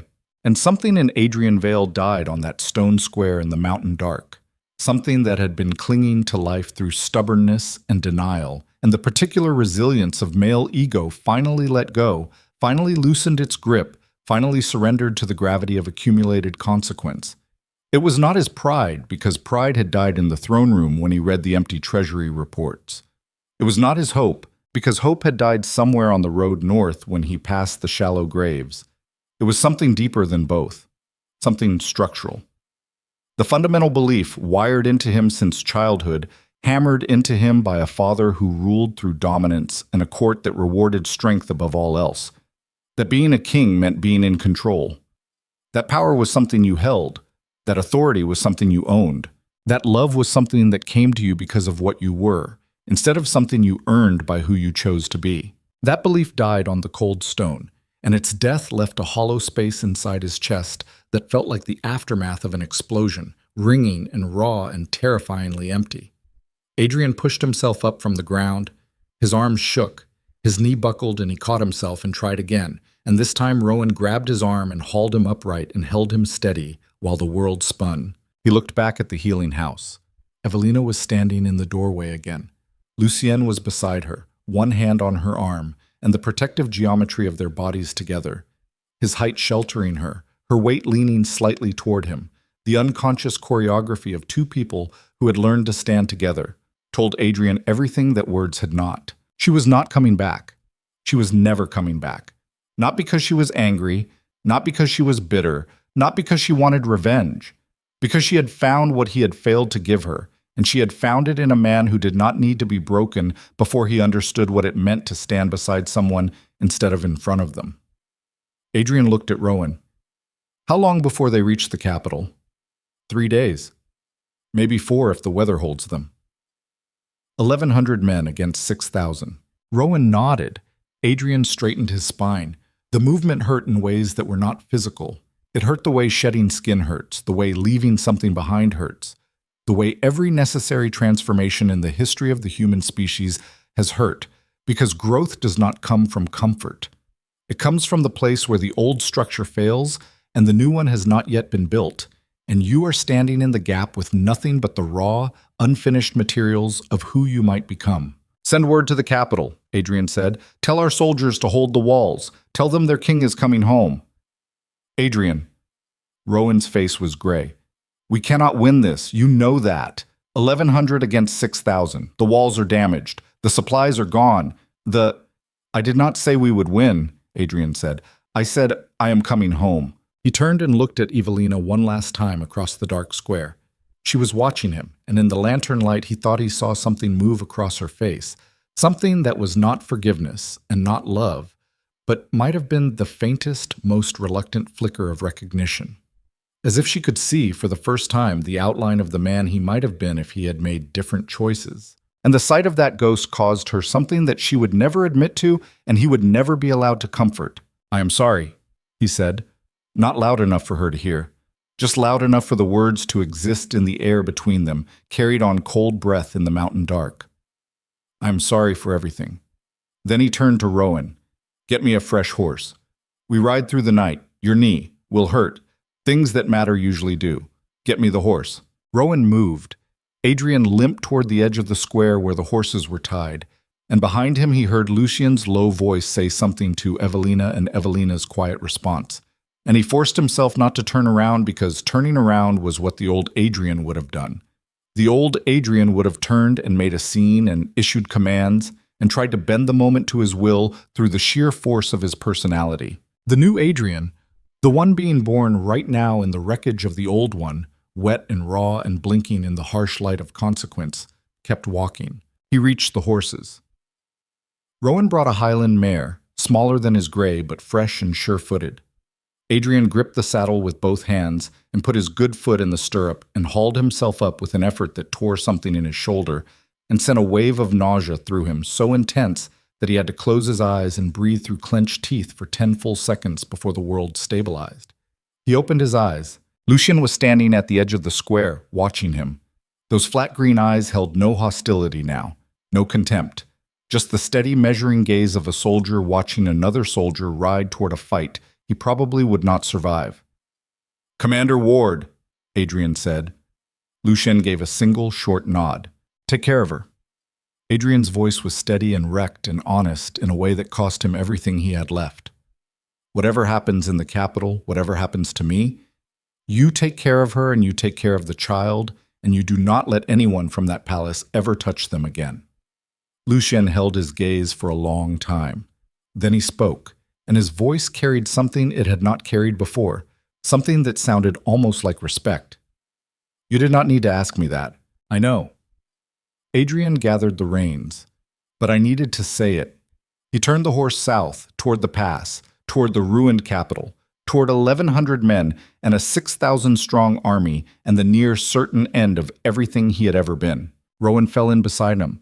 The two horses moved together through the dark mouth of the pass, hooves echoing off granite, and the cold mountain air swallowed them inch by inch until the warm lights of the valley were nothing but a faint glow behind them, fading, gone. And Adrian Vale rode toward his kingdom with no army, no treasury, no allies, and no plan. But for the first time in his life, he rode without the weight of his own lies on his back, and the absence of that weight felt less like freedom and more like falling.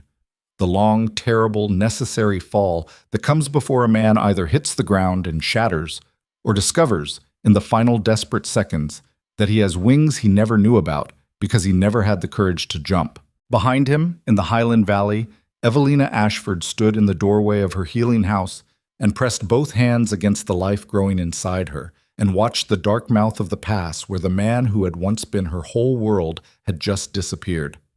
She did not cry. She had promised herself that a long time ago, but her hands trembled on her belly, and Lucian saw it, and he said nothing, and he stood beside her in the silence, and the silence between them was the kind that holds more than words ever could.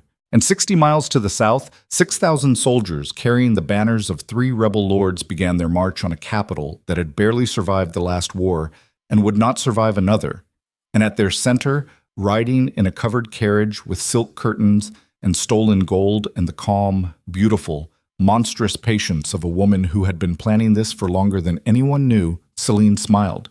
She had always known Adrian would go north. She had counted on it. And the trap she had set was not in the capital.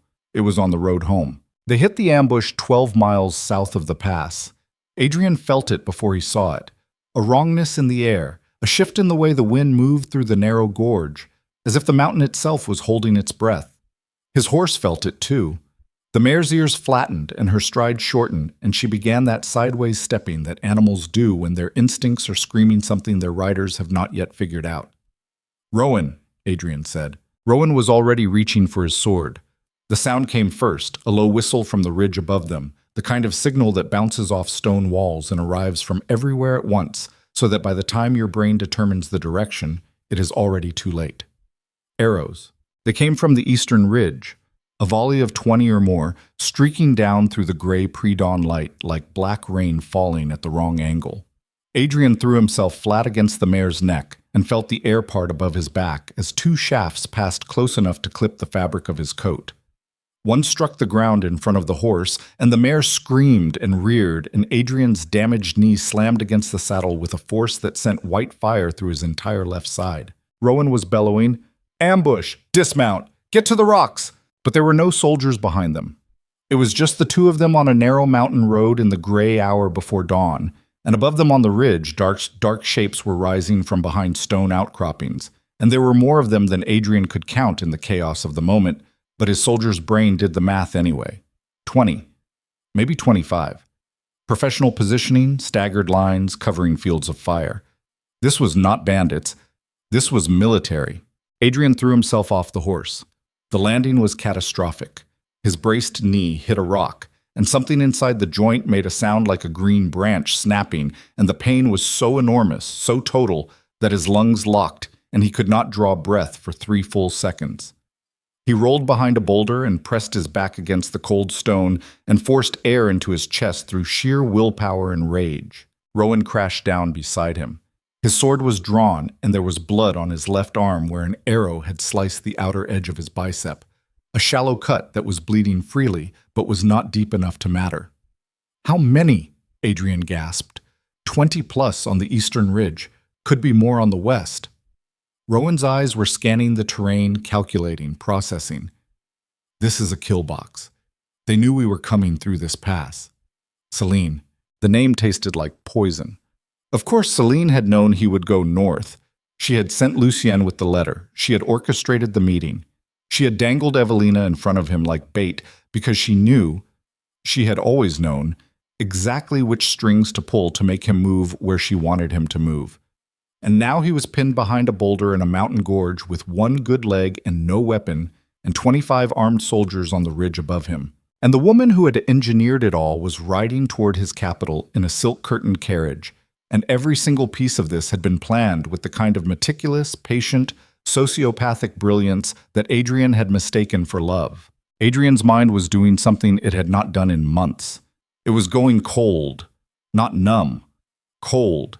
The way metal gets cold, the way a blade gets cold when it has been sitting in snow for a long time, and the temperature drops so far below functional that it comes out the other side into a kind of terrible crystalline clarity where everything is sharp and nothing bleeds. He had no weapon. He had a shattered knee. He had one ally, and above him were 24 soldiers who had been positioned there by a woman who knew his movements before he made them. A man with everything to lose calculates odds and retreats. A man with nothing to lose calculates odds and attacks. The difference is not courage. The difference is arithmetic. When the subtraction is complete and the number on the remaining side of the equation is 0, fear loses its purchasing power. It has nothing left to threaten. Adrian's number was 0. "Give me your belt knife," he said to Rowan. Rowan looked at him. "Are you—" "The knife, Rowan." Rowan reached to his hip and pulled the short blade from its sheath and pressed it into Adrian's hand. It was a working knife, not a fighting weapon, 6 inches of plain steel with a leather grip worn smooth by years of use. Against 25 armed soldiers, it was less than nothing. It was an insult. Adrian gripped it anyway. A second volley of arrows hit the boulder and the ground around them. Stone chips flew. One arrow buried itself in the dirt 2 inches from Adrian's outstretched leg. The shooters were adjusting, finding the angles, walking their fire toward the gaps in the cover. "They will flank us in 3 minutes," Rowan said. His voice was professional, detached, the voice of a man who had survived enough battles to know exactly how dying happened and was not inclined to be dramatic about it. 2 teams moving down the ridgeline on either side. The standard pincer. "We need to move." "Move where?" "Down the gorge. There is a narrow section 40 yards south where the walls close to 10 feet apart. Harder to shoot into, easier to defend. If we—" An arrow hit Rowan's horse. The animal screamed, a terrible high-pitched sound that echoed off the stone walls and multiplied into something that sounded like the mountain itself crying out. The horse went down hard, thrashing, and its legs kicked the air and then stopped. Adrian looked at Rowan. Rowan's face was grim but steady. They locked eyes, and something passed between them that did not need words. The silent agreement of 2 men who understood that the next 5 minutes would determine whether they lived or died, and that the answer was almost certainly the latter, and that they were going to fight anyway, because that is what men do when the math says 0 and the body says keep moving. "Now," Adrian said. They ran. Adrian could not run. His left leg was a ruin.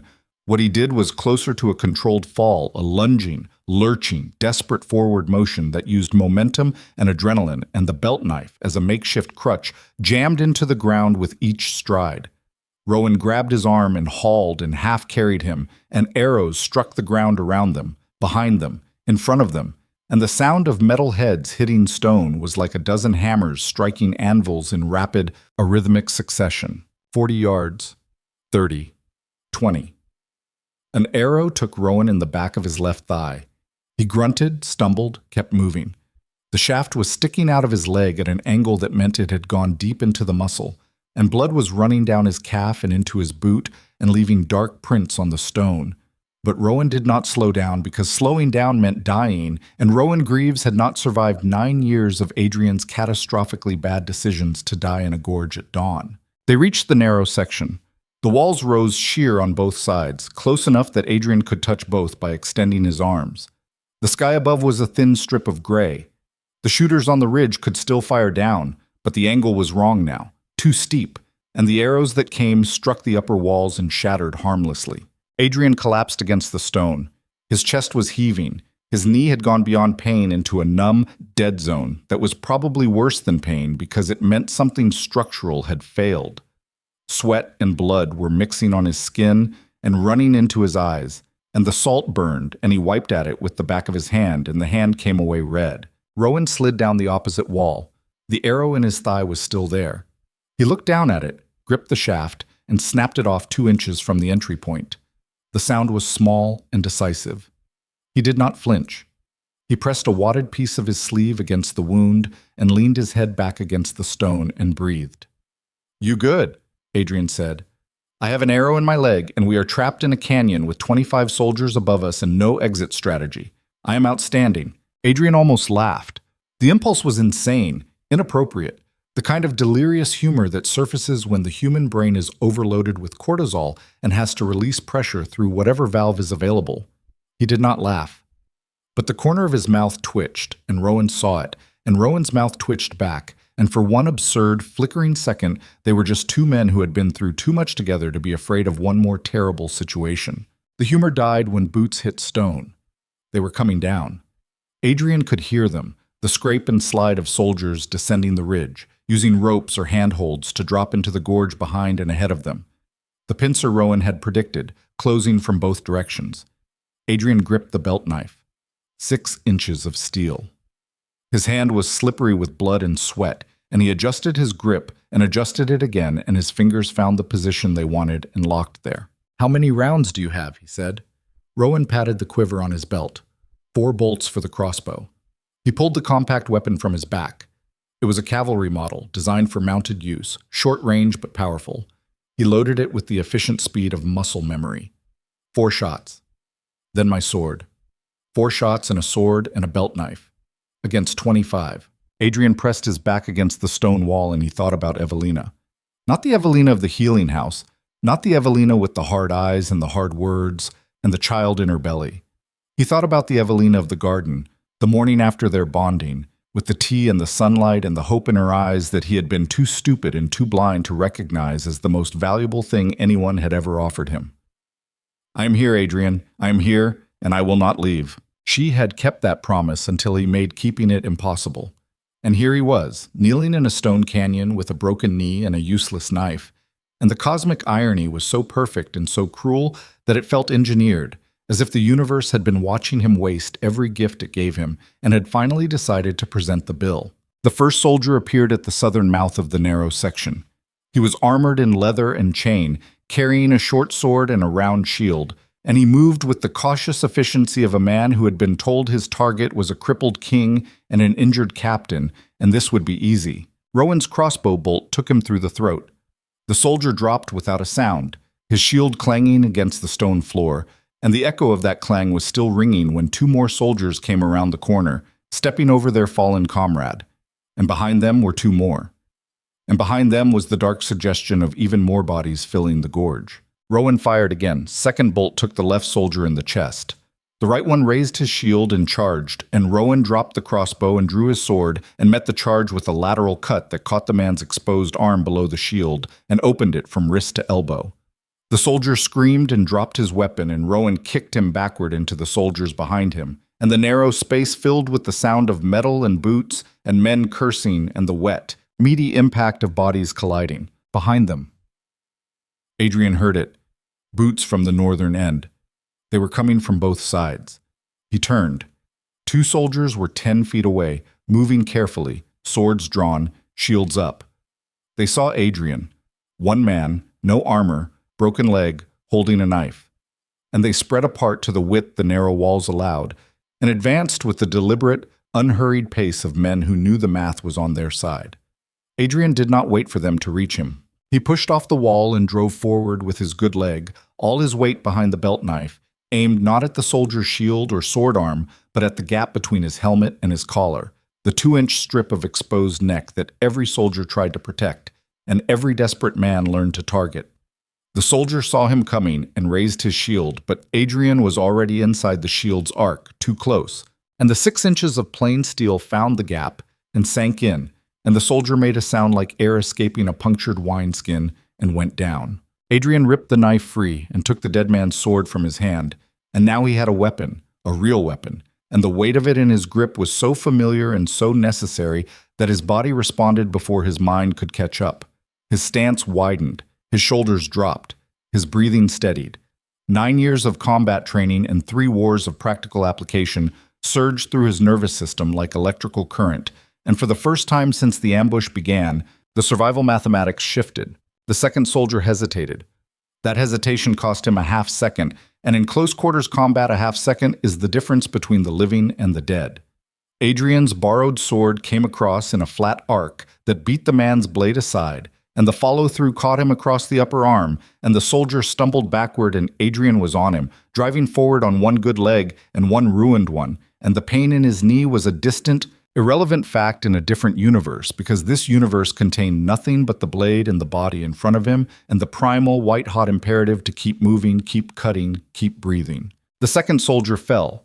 Adrian stood over him, swaying, gasping, holding the bloody sword in a grip that was half skill and half rigor mortis. His knee had given out completely. He was standing on one leg. The brace had snapped at some point during the charge, and the pieces hung from his thigh like broken armor. Behind him, Rowan was fighting 3 men at once. The narrow space worked for them. The soldiers could only come 1 or 2 at a time. But Rowan was injured. The arrow wound in his thigh was bleeding through the improvised bandage, and each parry was slower than the last. Adrian turned and threw the belt knife. It was not a throwing knife. It was not balanced for it. It tumbled end over end through the narrow space and hit the nearest soldier in the shoulder with the handle. Not the blade, but the impact was enough. The man flinched. Rowan's sword found the gap his flinch created, and the fight in the narrow section became 2 against 1, then 2 against none.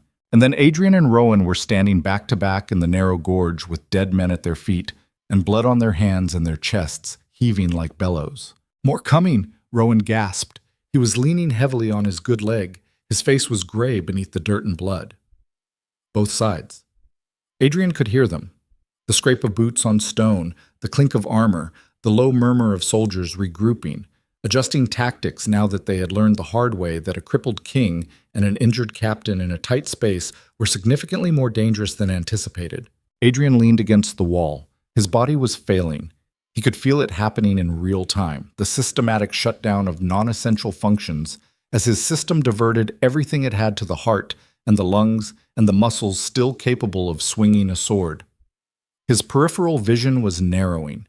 His hearing was going sharp and selective, filtering out everything except threats. His mouth tasted like iron, and his hands were numb, and his heartbeat was a wild, irregular hammer in his chest that felt less like a rhythm and more like an argument between muscle and fatigue. "Rowan," he said, "how many did we get?" Rowan counted the bodies. 6. So 19 left, give or take. Give or take. Rowan spat blood. He had bitten the inside of his cheek at some point. "I want you to know that this is the worst rescue mission I have ever been on. You were not supposed to come. You were not supposed to need me." Rowan's voice was rough, strained, but underneath the exhaustion there was something else, something that sounded almost like affection. "You are the single most difficult man I have ever served, Adrian. You have the strategic instincts of a blind mule. Your personal life is a catastrophe. You ignored the best woman you will ever meet for the worst one. And right now we are standing in a canyon full of dead men because you fell for a trap that a moderately intelligent child could have seen coming. Your point, my point, is that I am still here." Rowan turned his head and looked Adrian in the eye. "Despite all of that, despite everything, I am still here, and I need you to ask yourself why." Adrian stared at his captain, his friend, the one man who had never left, never defected, never wavered, not through the war, not through the collapse, not through the devastating parade of Adrian's failures. "Because you are a stubborn fool," Adrian said. "Because you are worth saving," Rowan said. "You always were.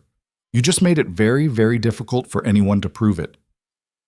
The words landed in a place Adrian did not know he still had. A soft place. A place that had not been armored or walled off or burned. He felt them settle there like a seed in cracked ground, and he did not have time to process what they meant because the boots were getting closer and the next wave was coming.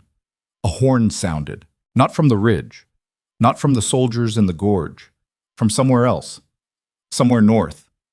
The sound was low and long, and it bounced off the stone walls of the canyon and multiplied into a rolling, resonant blast that shook dust from the upper ridges and silenced every other sound in the gorge.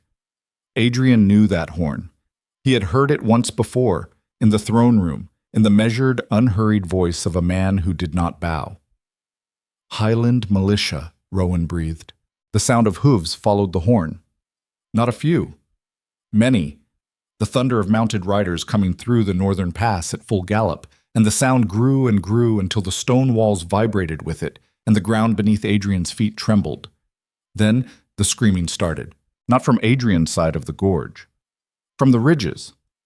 From the soldiers who had been positioned there by Seline's plan.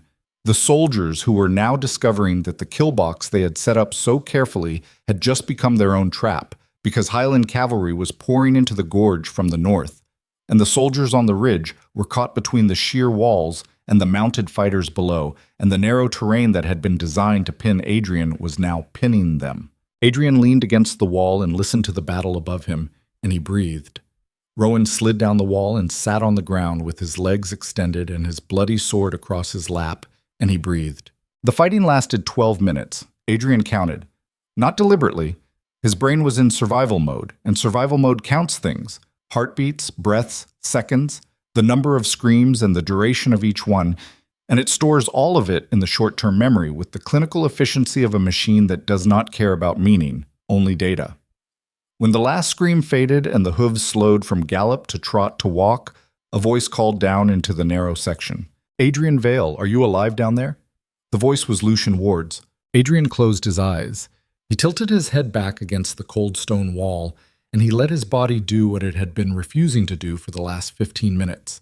It shook, head to toe, violent, uncontrollable tremors that rattled his teeth and made the borrowed sword clatter against the ground beside him.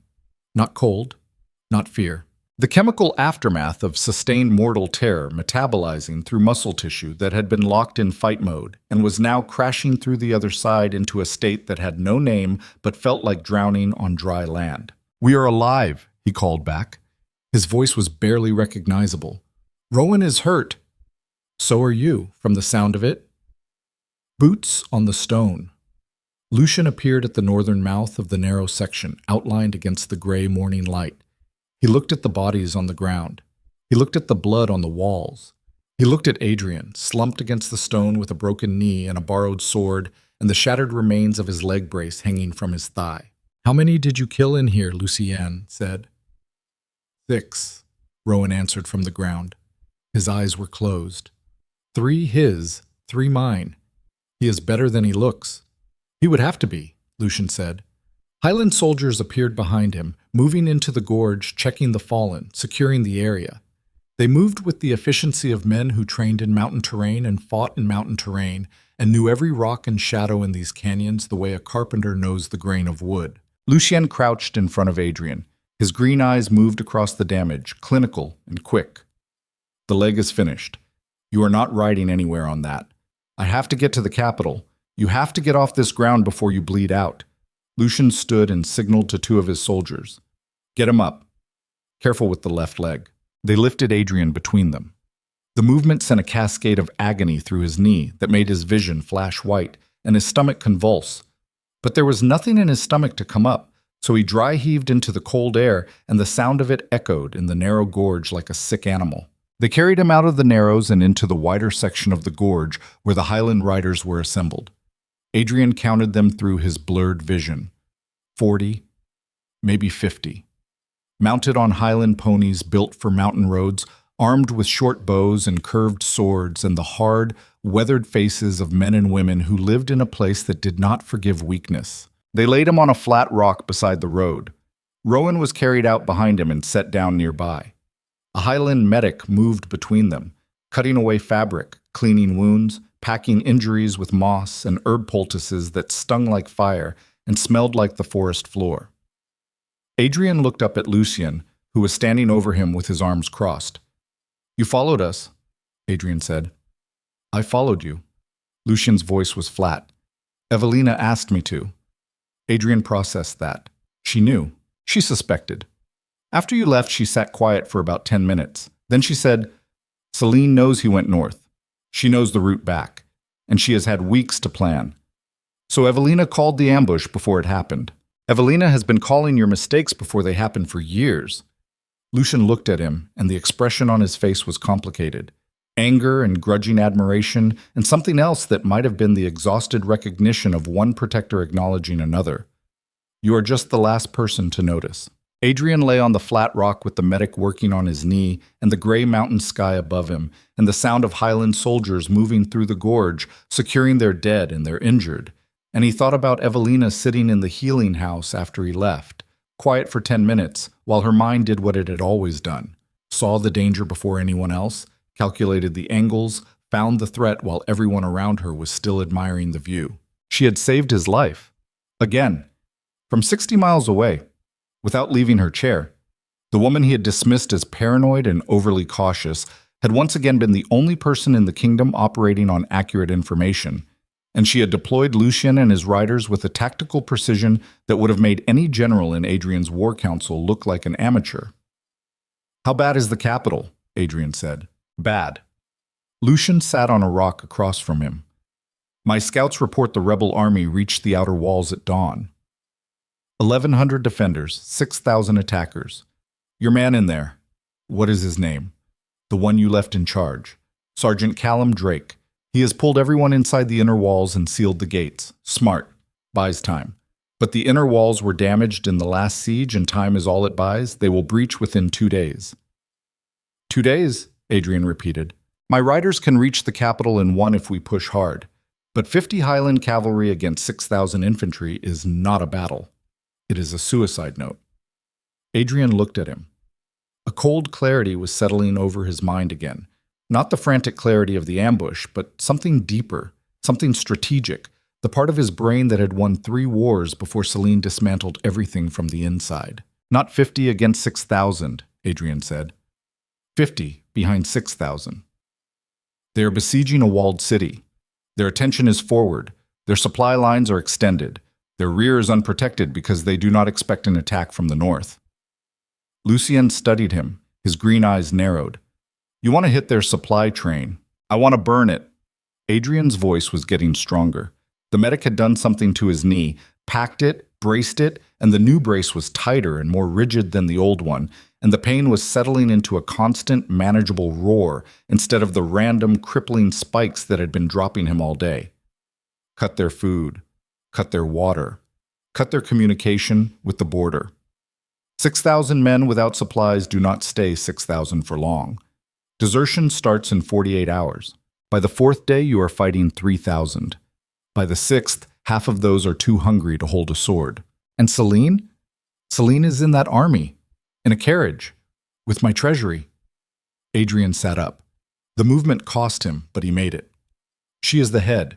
The lords are the body. Cut the supply lines and the body weakens. Take Seline and the head is gone. Take her how? She will be surrounded by guards. Adrian looked at Lucian Ward. Two men who loved the same woman in different ways, separated by everything and connected by the single point of Evelina Ashford, and between them the raw, unspoken acknowledgment that neither of them could do this alone. I need your riders, Adrian said, and I need you. Lucian was quiet for a long time. The mountain wind moved through the gorge and carried the smell of blood and pine and cold stone. I came here to protect Evelina, Lucian said, not to fight your war. This is not my war anymore. Adrian's voice was steady and wrecked and honest. This is her war. Seline sent that ambush to kill me on the road back from seeing her. Seline knew I went to the highlands, which means Seline knows where Evelina is. And if I die here and the capital falls, there is nothing standing between Seline and the northern highlands. Nothing standing between Seline and Evelina. Nothing standing between Seline and the child. The words landed. Lucian's jaw tightened. Something moved behind his green eyes, fast and dark. The predatory calculation of a man reassessing the threat landscape and arriving at a conclusion he did not like. Adrian watched it happen. He watched the moment Lucian Ward stopped seeing him as the fool who had abandoned Evelina and started seeing him as the only man in the kingdom with the military experience to stop the woman who threatened her. The shift was visible, physical, a realignment of posture and priority that turned the Highland commander from a reluctant rescuer into an ally. If we do this, Lucian said, we do it my way, my riders, my tactics, my command on the ground. You plan. I execute. You do not give orders to my soldiers and you do not override my calls in the field. Agreed. And when it is over, if we survive, you go back to your broken throne and you leave her alone, permanently. No visits, no letters. No claims on the child. She builds her life and you stay out of it. Adrian felt the words hit the soft place in his chest, the place where Rowan's words had landed earlier, the place that still hoped, in some small, pathetic, unkillable way, that this story had an ending where Evelina looked at him and saw something worth loving again. He killed that hope. Not easily, not painlessly, but deliberately, the way a surgeon amputates a limb that is poisoning the body.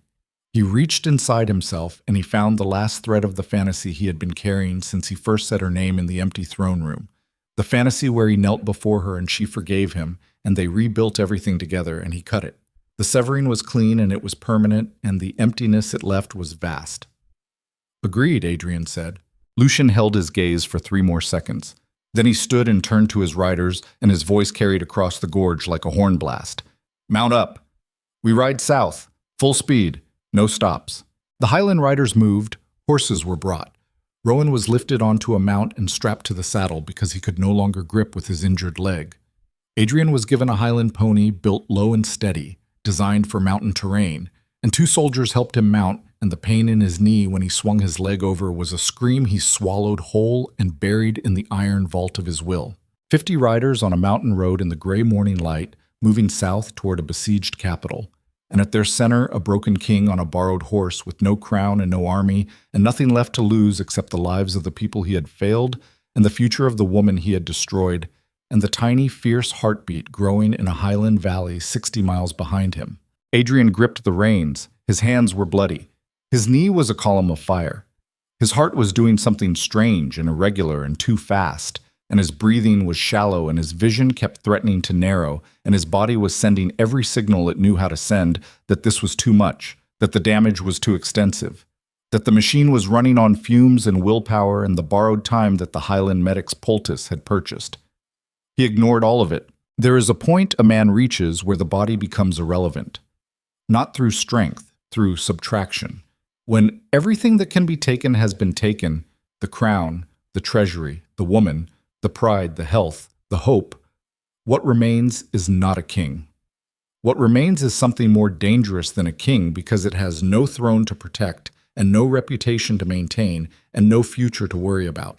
What remains is the raw, stripped, essential machinery of a human being operating on nothing but the fuel of consequence, and that fuel burns hotter and longer and dirtier than anything ambition ever produced. Adrian Vale rode south on that fuel, and the kingdom of Aldenmere, broken and bleeding and burning, waited to see whether the man who had destroyed it had enough left in him to save it. 40 miles ahead, the capital walls groaned under the first ram strikes of the rebel siege, and inside those walls, 1,100 soldiers who had not eaten in 2 days tightened their grips on their weapons and listened to the sound of 6,000 men trying to break through the only thing standing between them and the end of everything.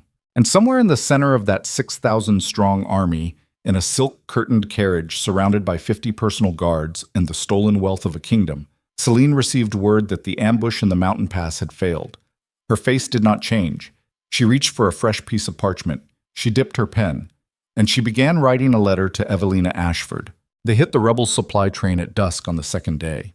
Lucian had positioned his riders in a crescent formation along a wooded ridgeline 2 miles behind the rebel siege camp, and they waited in the failing light with the patience of people who had spent their lives hunting in terrain that punished impatience with death.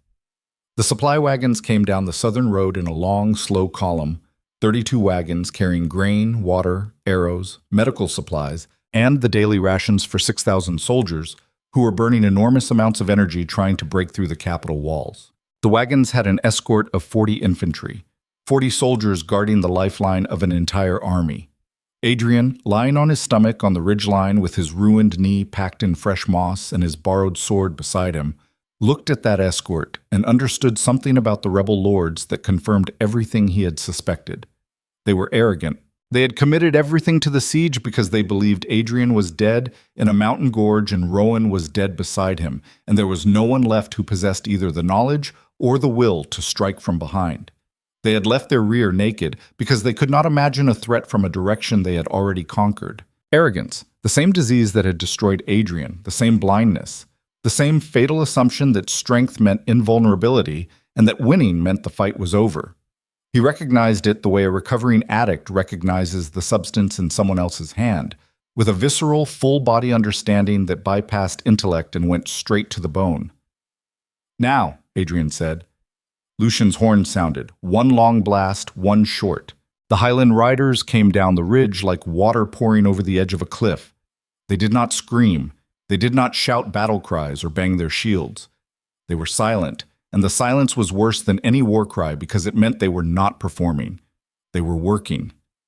50 riders in a silent crescent cutting through the escort like a scythe through standing wheat, and by the time the wagon drivers understood what was happening, it was already over. The escort broke in 90 seconds. Half of them died. The rest dropped their weapons and ran south toward the siege camp, and Lucian let them go because running men carry fear faster than any messenger, and fear was the weapon Adrian needed more than steel. "Burn them," Adrian said. The Highland riders put torches to the wagons.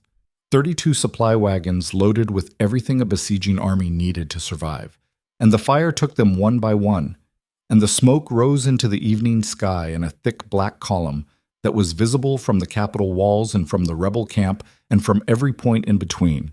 And every person who saw that smoke understood exactly what it meant. The siege clock had just started running backward. Adrian watched the wagons burn from the ridgeline. The heat reached him even at that distance, dry and fierce, and the firelight turned the underside of the smoke cloud amber and orange, and the colors shifted and pulsed like something alive. He thought about the villages he had passed on the ride north, The burned houses, the shallow graves, the old woman sorting through broken bricks.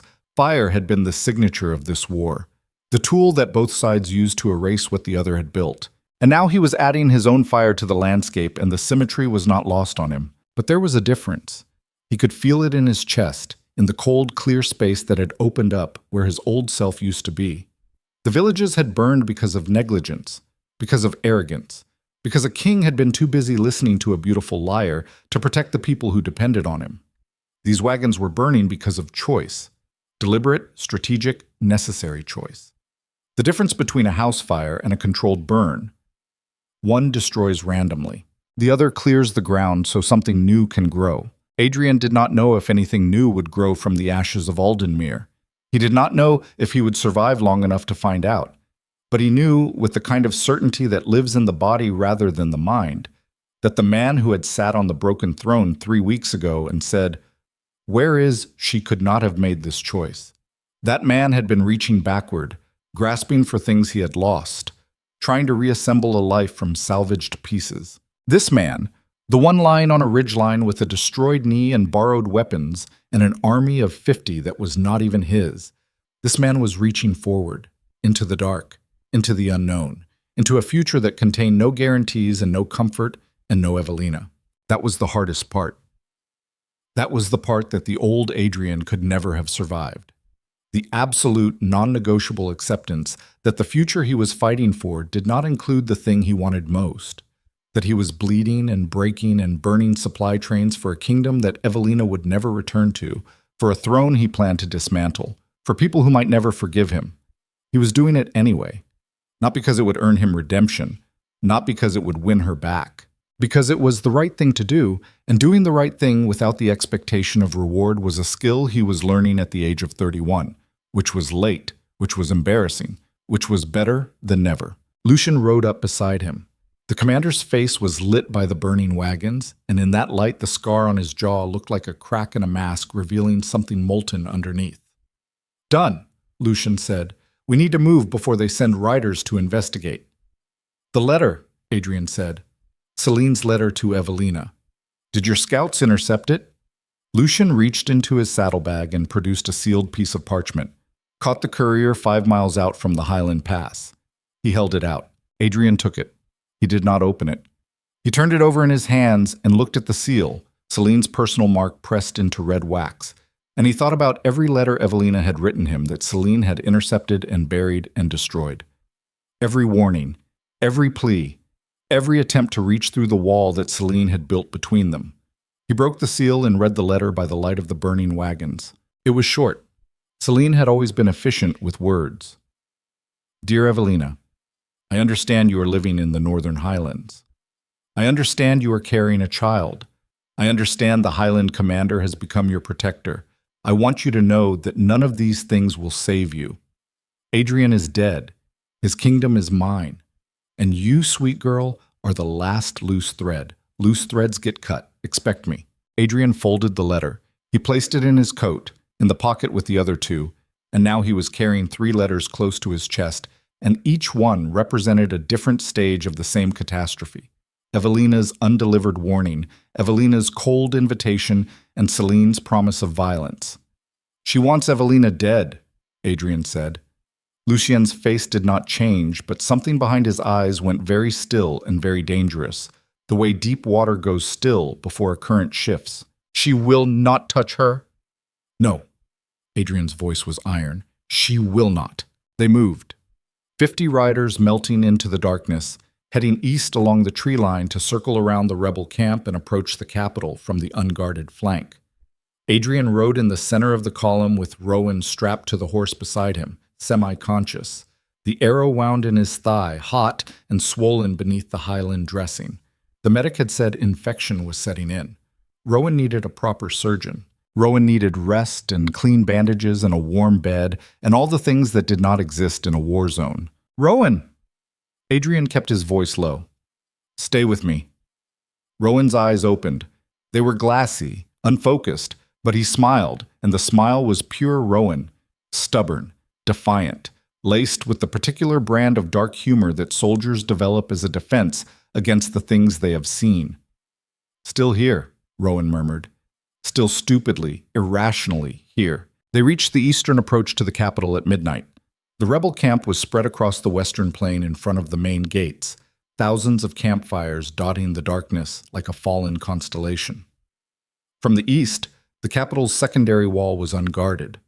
The rebels had committed everything to the frontal assault because the secondary wall faced a steep ravine that was considered impassable for a large force. It was not impassable for 50 mountain riders on ponies bred for exactly this terrain. Lucian guided them down into the ravine and up the other side in single file, the horses picking their way along paths that were barely wider than their hooves. And Adrian gripped the saddle with both hands and felt the void beneath him, the 60-foot drop into darkness, and his body produced fear, and he acknowledged it and kept moving because the time for being governed by fear was over. They reached the secondary gate at midnight. Adrian hammered on the iron-reinforced wood with the pommel of his borrowed sword. "Open up, it is Adrian Vale." Silence from within. Then a voice, young, scared, disbelieving. "The king is dead. Lord Harlan announced it 2 days ago. Lord Harlan is a traitor and a liar. And I am standing outside your wall with a destroyed knee and 50 Highland soldiers and approximately 0 patience. Open this gate or I will find a way to climb it, and the first person I see on the other side will regret making me use my leg." A long pause. Then the sound of bolts being drawn, iron scraping against iron, and the secondary gate swung inward, and the face that appeared in the gap was young, barely 20, with wide eyes and a soldier's helmet that was too big for his head. Adrian looked at him. "What is your name, son?" "Private Tomlin, sir." The young soldier stared at him with the expression of a man seeing a ghost. "We thought, everyone said, everyone was wrong." Adrian limped through the gate. "Where is Sergeant Drake?" "Inner keep. He has not slept in 3 days. Take me to him." Callum Drake was a man built from gristle and bad decisions, and 22 years of military service that had left him with a face like a topographic map of every war Aldenmere had ever fought. He was sitting on an ammunition crate in the inner keep, staring at a map of the capital's defenses with the hollow, fixed gaze of a man who had run out of options 2 days ago and was now simply waiting for the mathematics of siege warfare to finish its work. He looked up when Adrian limped through the door, and for the first time in anyone's memory, Callum Drake's face showed genuine emotion. It moved through surprise into disbelief into something raw and ungoverned that he strangled back to composure within 3 seconds. But those 3 seconds were enough to tell Adrian everything about how bad things were inside these walls. "Your Majesty," Drake said. He stood. His legs were unsteady. "They told us you were dead." "Not yet." Adrian lowered himself onto a crate across from Drake and stretched his ruined leg in front of him and winced at the grinding protest of the joint. "Tell me everything. Fast." Drake talked. The numbers were brutal. 800 soldiers remaining from the original 1,100. 300 lost to desertion, injury, or the initial assault that breached the outer wall. Food for 2 days, maybe 3, with strict rationing. Water from the inner well, still flowing but contaminated with dust from the bombardment. The outer wall was gone. The inner wall had 3 breach points that were being held by rotating squads working 4 hours on, 2 hours off, and the men were exhausted beyond anything Drake had seen in 2 decades of war. "And the rebels," Adrian said. 6,000 strong, siege engines, ram at the main gate. They've been hitting us in waves. 3 hours of assault, 1 hour of rest, 3 more hours. Grinding us down. Drake's voice was flat, professional, but underneath it Adrian could hear the strain, the sound of a man describing a situation he believed was terminal. At current attrition rates, they breached the inner wall in 36 hours. Maybe less. Adrian placed Seline's intercepted letter on the crate between them. "Read that." Drake read it. His face did not change, but his hand tightened on the paper until the edges crumpled. "She started the war," Drake said. It was not a question. She started everything. And she is out there right now, in a carriage behind the rebel lines, with what remains of our treasury directing the siege. Adrian leaned forward. "I burned their supply train tonight. 32 wagons, everything. They will start feeling the hunger by tomorrow night. Desertion begins the day after. That still leaves us outnumbered 5-1 for the next 48 hours. "I know." Adrian looked at the map on the table. I need you to do something that goes against everything you have been trained to do. Drake waited. I need you to pull back from the breach points. Drake stared at him.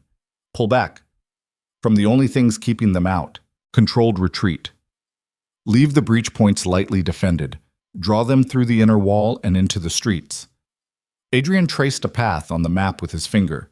Turn the city into the same kind of kill box they tried to use on me in the mountain gorge. Narrow streets, choke points, rooftop positions. Their numbers mean nothing in urban combat. 6,000 men in an open field is an army. 6,000 men in narrow streets is a traffic jam. Drake looked at the map. Then he looked at Adrian. Then he looked back at the map. If this fails, they take the entire inner city.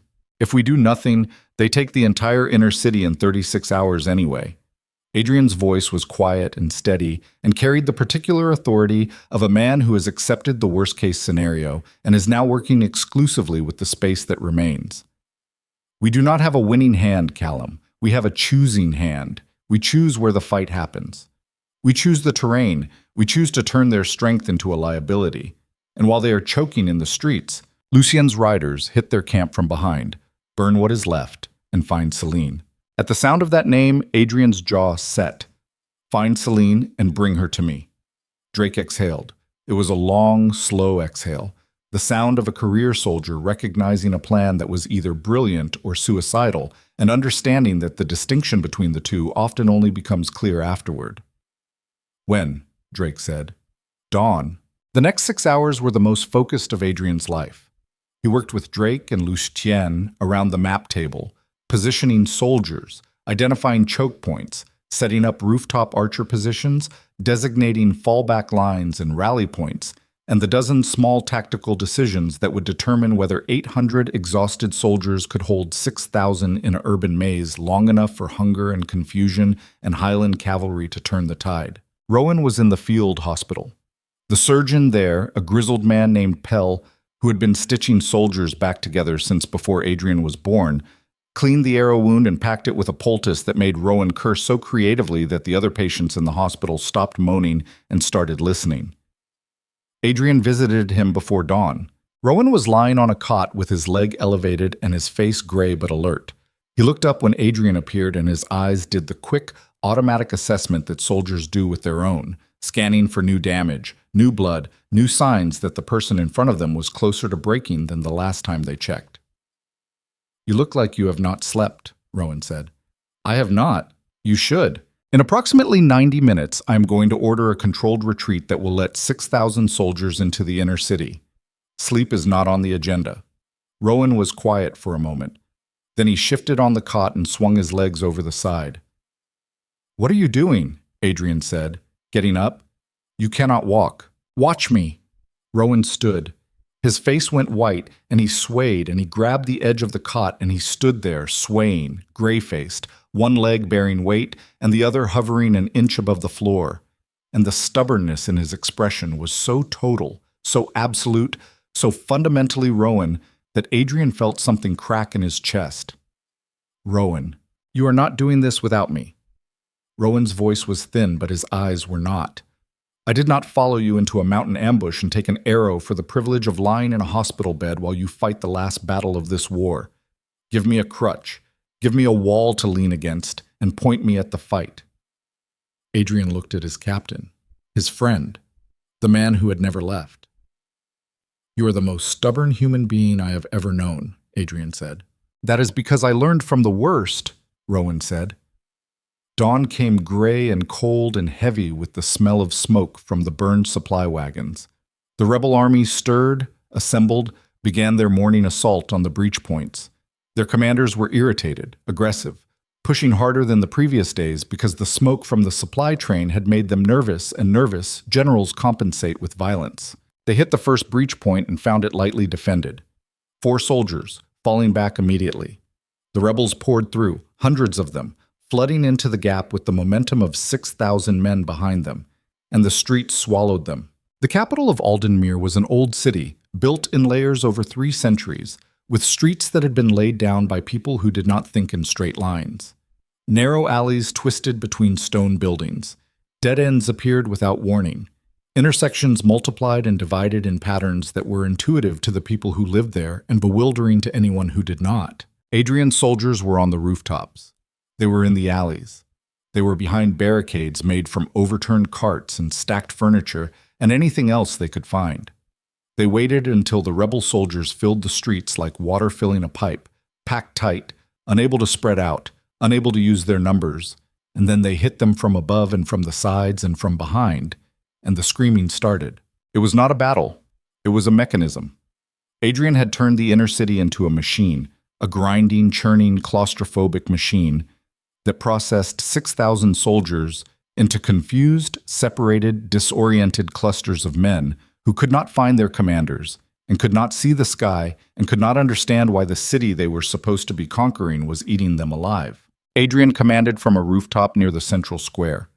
His knee would not let him fight. He stood.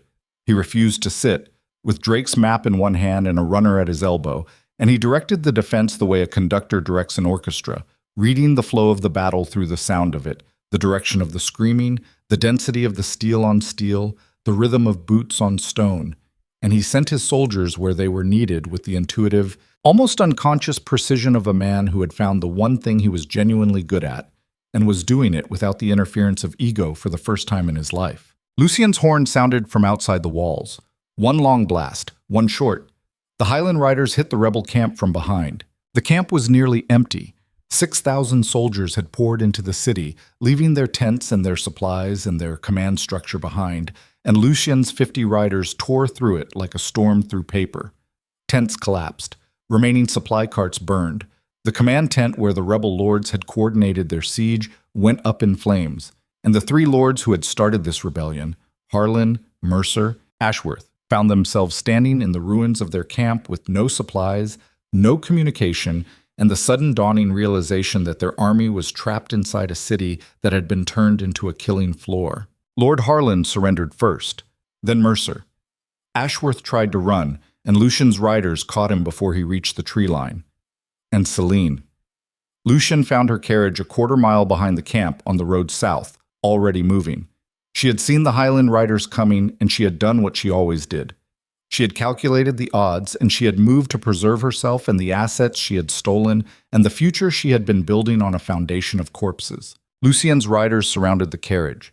The 4 personal guards assessed the situation, dropped their weapons, and stepped away. The driver climbed down and put his hands up. Lucian opened the carriage door. Seline was sitting inside on silk cushions, dressed in traveling clothes of deep burgundy, her dark hair pinned up, her face composed, her hands folded in her lap. She looked at Lucian with an expression of mild inconvenience, as if he had interrupted her during a meal rather than ended a campaign of treason and mass murder. She was beautiful, even now, even in this moment. The kind of beautiful that is a weapon because it makes people hesitate, makes them reconsider, makes them wonder if something this lovely could really be capable of the things it is accused of. Lucian did not hesitate. Seline Devereaux.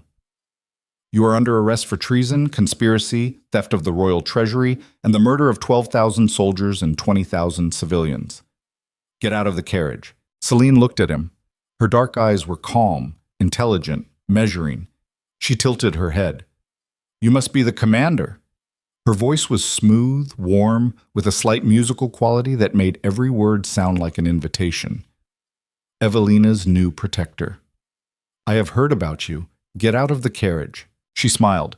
It was the smile that had undone Adrian, the smile that had convinced a kingdom that she was its greatest asset, while she systematically dismantled it from the inside. The smile that had made 100 men feel like they were the only person in the room. It bounced off Lucian like a stone off granite. He reached into the carriage, took her arm, and pulled her out. Not roughly, not gently, with the complete professional indifference of a man removing an obstacle from a path. The rebel army surrendered by noon, without supplies, without their lords, without communication, trapped in narrow streets with enemies above and around them and no way to regroup. 6,000 soldiers laid down their weapons in groups of 10 and 20 and 50, emerging from the urban maze with their hands up and their faces carrying the stunned, disoriented expression of men waking up from a nightmare they had not realized they were in. Adrian watched from the rooftop. He watched until the last group surrendered. He watched until Drake's soldiers began the slow, methodical work of disarming and processing the defeated army. He watched until the streets were clear and the fires were out, and the capital of Aldenmere, battered and scarred and barely standing, was his again. Then his knee gave out for the last time. He went down on the rooftop like a tower collapsing, straight down, no stagger, no catch. His body had kept its promises as long as it could, and now it was done. The borrowed sword clattered away across the stone. His vision went dark. Sound receded to a distant underwater hum. And Adrian Vale, king of Aldenmere, lay on a rooftop in his ruined capital and felt the sky above him, gray and infinite and utterly indifferent to everything that had happened below it. He woke up 3 days later in the palace infirmary.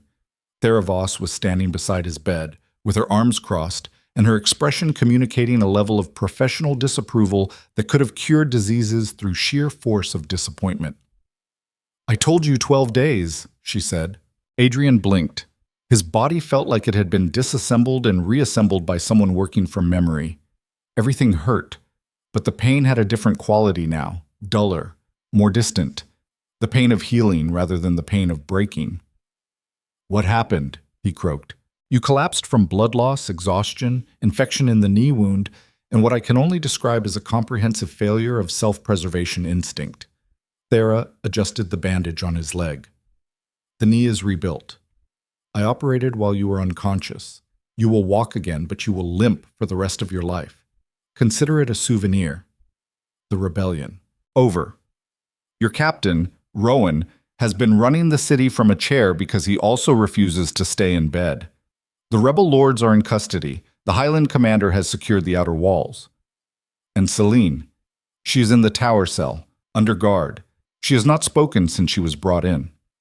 Thera paused. She has, however, smiled. Twice. "I find it unsettling." Adrian lay in that bed for 2 more days before he could stand. When he finally got up, using a cane that Thera had fashioned from an oak branch, he walked slowly through the palace, through the corridors he had limped through weeks ago when the world was falling apart. And he saw something different. People were working. The rubble was being cleared. The shattered windows were being boarded. The cracked throne, he saw it when he entered the hall, had been removed from its platform and set aside, and in its place was a long table with 12 chairs, and Rowan was sitting in one of those chairs with his bandaged leg propped on another, arguing with Drake about grain distribution. Rowan looked up, took his time. "Good. You're awake. Sit down. We have work to do." Adrian sat. He looked at the table and the chairs and the absence of the throne, and he understood that Rowan had started without him, had begun the work of transformation while Adrian was unconscious, and the understanding did not sting the way it once would have. It felt right. It felt like the first true thing that had happened in this room in a very long time. Over the following weeks, Adrian did what he had told Lucian he would do. He dismantled the monarchy. Not all at once, not with a single dramatic gesture, but methodically, carefully, the way Evelina would have done it, one policy at a time, one authority transfer at a time, building a council structure that distributed power among the regions and removed the possibility of any single person ever again holding enough control to destroy everything. He wrote the Reformation Charter himself. 12 pages, in his own hand, detailing the structure of the new council, the limitations on executive authority, the rights of the regional territories, the protections for the people who had suffered most during the war. He worked on it for 6 days, and when it was finished, he read it once, corrected 2 errors, and signed it with a hand that did not shake. The day he presented it to the assembled lords and officers and citizens who had gathered in the throne hall, he stood at the head of the long table, not a throne, a table, and he spoke without notes. "I'm not going to tell you that I have changed. That is not something a man says. It is something a man proves over time through choices that cost him something. What I will tell you is this: I built this kingdom on the assumption that strength meant control and that authority meant knowing better than everyone around me. Those assumptions destroyed everything I touched. They killed 12,000 soldiers. They orphaned children and burned villages and drove the best person I have ever known out of this palace and into the wilderness." He paused. His voice was steady. His eyes were not. "I am disbanding the monarchy. From this day forward, Aldenmere is governed by a council of 12, Elected by the people, accountable to the people. No single person will ever again hold enough power to do what I did. And I will spend whatever time I have left in this life trying to earn back even a fraction of the trust that I destroyed." He signed the charter in front of everyone. Then he placed the pen on the table and he walked out of the hall on his cane, limping, and he did not look back.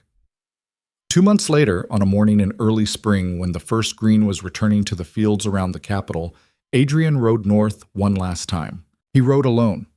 The road was different now.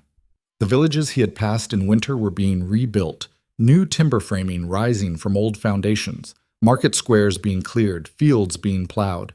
People were working, not because a king had ordered them to, because they had decided to. He reached the highland valley in the late afternoon. The light was golden, the kind of light that makes everything look like a memory even while it is happening. The healing house was still there. The village was larger now, more houses, more smoke from more chimneys, the sound of children and animals, and the steady rhythmic clang of the blacksmith's forge. Lucian was waiting for him at the valley entrance. The commander looked the same, hard, weathered, those flat green eyes that gave nothing away and saw everything. They dismounted and stood facing each other. "I am not here to take anything," Adrian said. "I am here to give something." He reached into his coat and pulled out a sealed document. He held it out. Lucian took it, read it. His expression shifted barely, a fracture in the granite composure. "This grants the Northern Highlands full autonomy," Lucian said, "permanent and irrevocable, ratified by the Council. The Highlands are yours. No taxes, no military obligation, no interference from the capital, ever." Lucian looked at him for a long time. Then he folded the document and placed it inside his coat, and the gesture was so similar to the way Adrian had been carrying Evelina's letters that both men noticed, and neither mentioned it. "She is in the garden," Lucian said, "behind the healing house." Adrian walked around the stone building and through a wooden gate and into a small garden where the spring had arrived early, and the first flowers were pushing through the cold soil in defiant clusters of color. Evelina was sitting on a bench with a blanket across her lap and a cup of tea in her hands. Beside her, in a woven basket lined with wool, a baby was sleeping, small, new, a face so fresh and so unmarked by the world that looking at it felt like looking at a clean page in a book that had not yet been written. Adrian stopped at the gate. Evelina looked up at him. The hardness was still there in her face, in the set of her jaw and the steadiness of her gaze.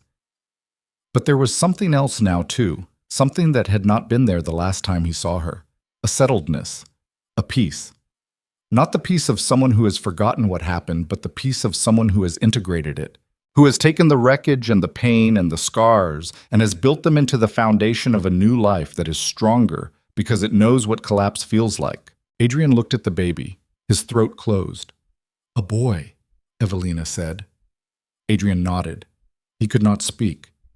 "His name is Callum, after the sergeant who held the capital walls." Evelina's voice was quiet but firm. "He was born 3 weeks ago. Lucian delivered him because the midwife was snowed in at the next village and could not get through the pass." Adrian stood at the gate and he looked at the child and he looked at the woman and he understood with perfect crystalline clarity that this was not his. None of it. Not the baby, not the garden, not the woman, not the peace. This was something that had been built in his absence, built because of his absence, and his only role in it was the role of the storm that had made the rebuilding necessary. He was the disaster they had survived, and the life they had built afterward was beautiful and complete, and it did not need him. "I came to say something," Adrian said. His voice was rough and quiet and carried the weight of everything he had been through since the last time he stood in this valley.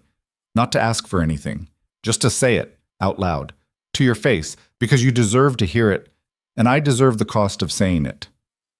Evelina waited. "You were right. About everything. About Seline, about the treasury, about the war, about me.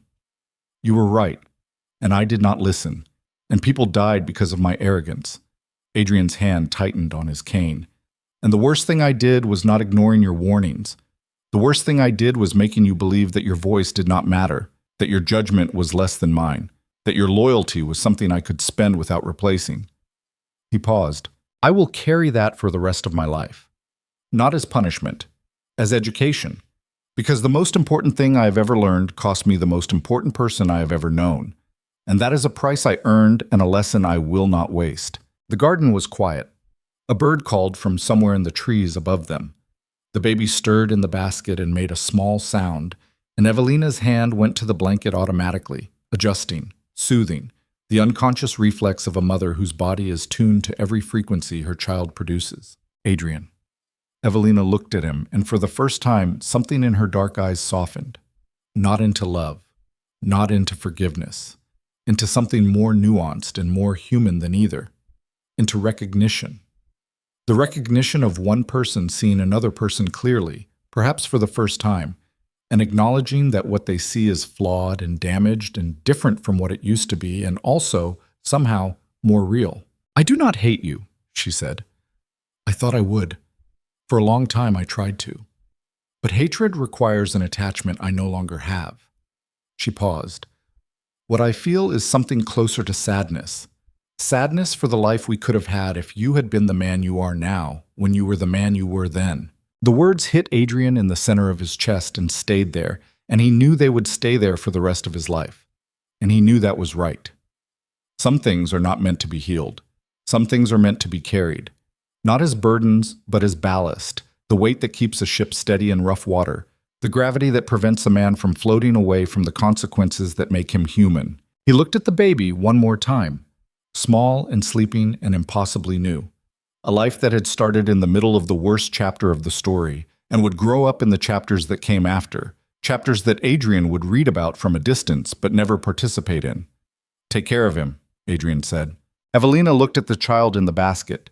The expression on her face was the most unguarded thing Adrian had ever seen her show him, a tenderness so raw and so fierce that it transformed her entire face and made him understand, with a final, aching certainty, that this was who she had always been. Not the political strategist, not the Luna, not the woman who warned kings about their blind spots.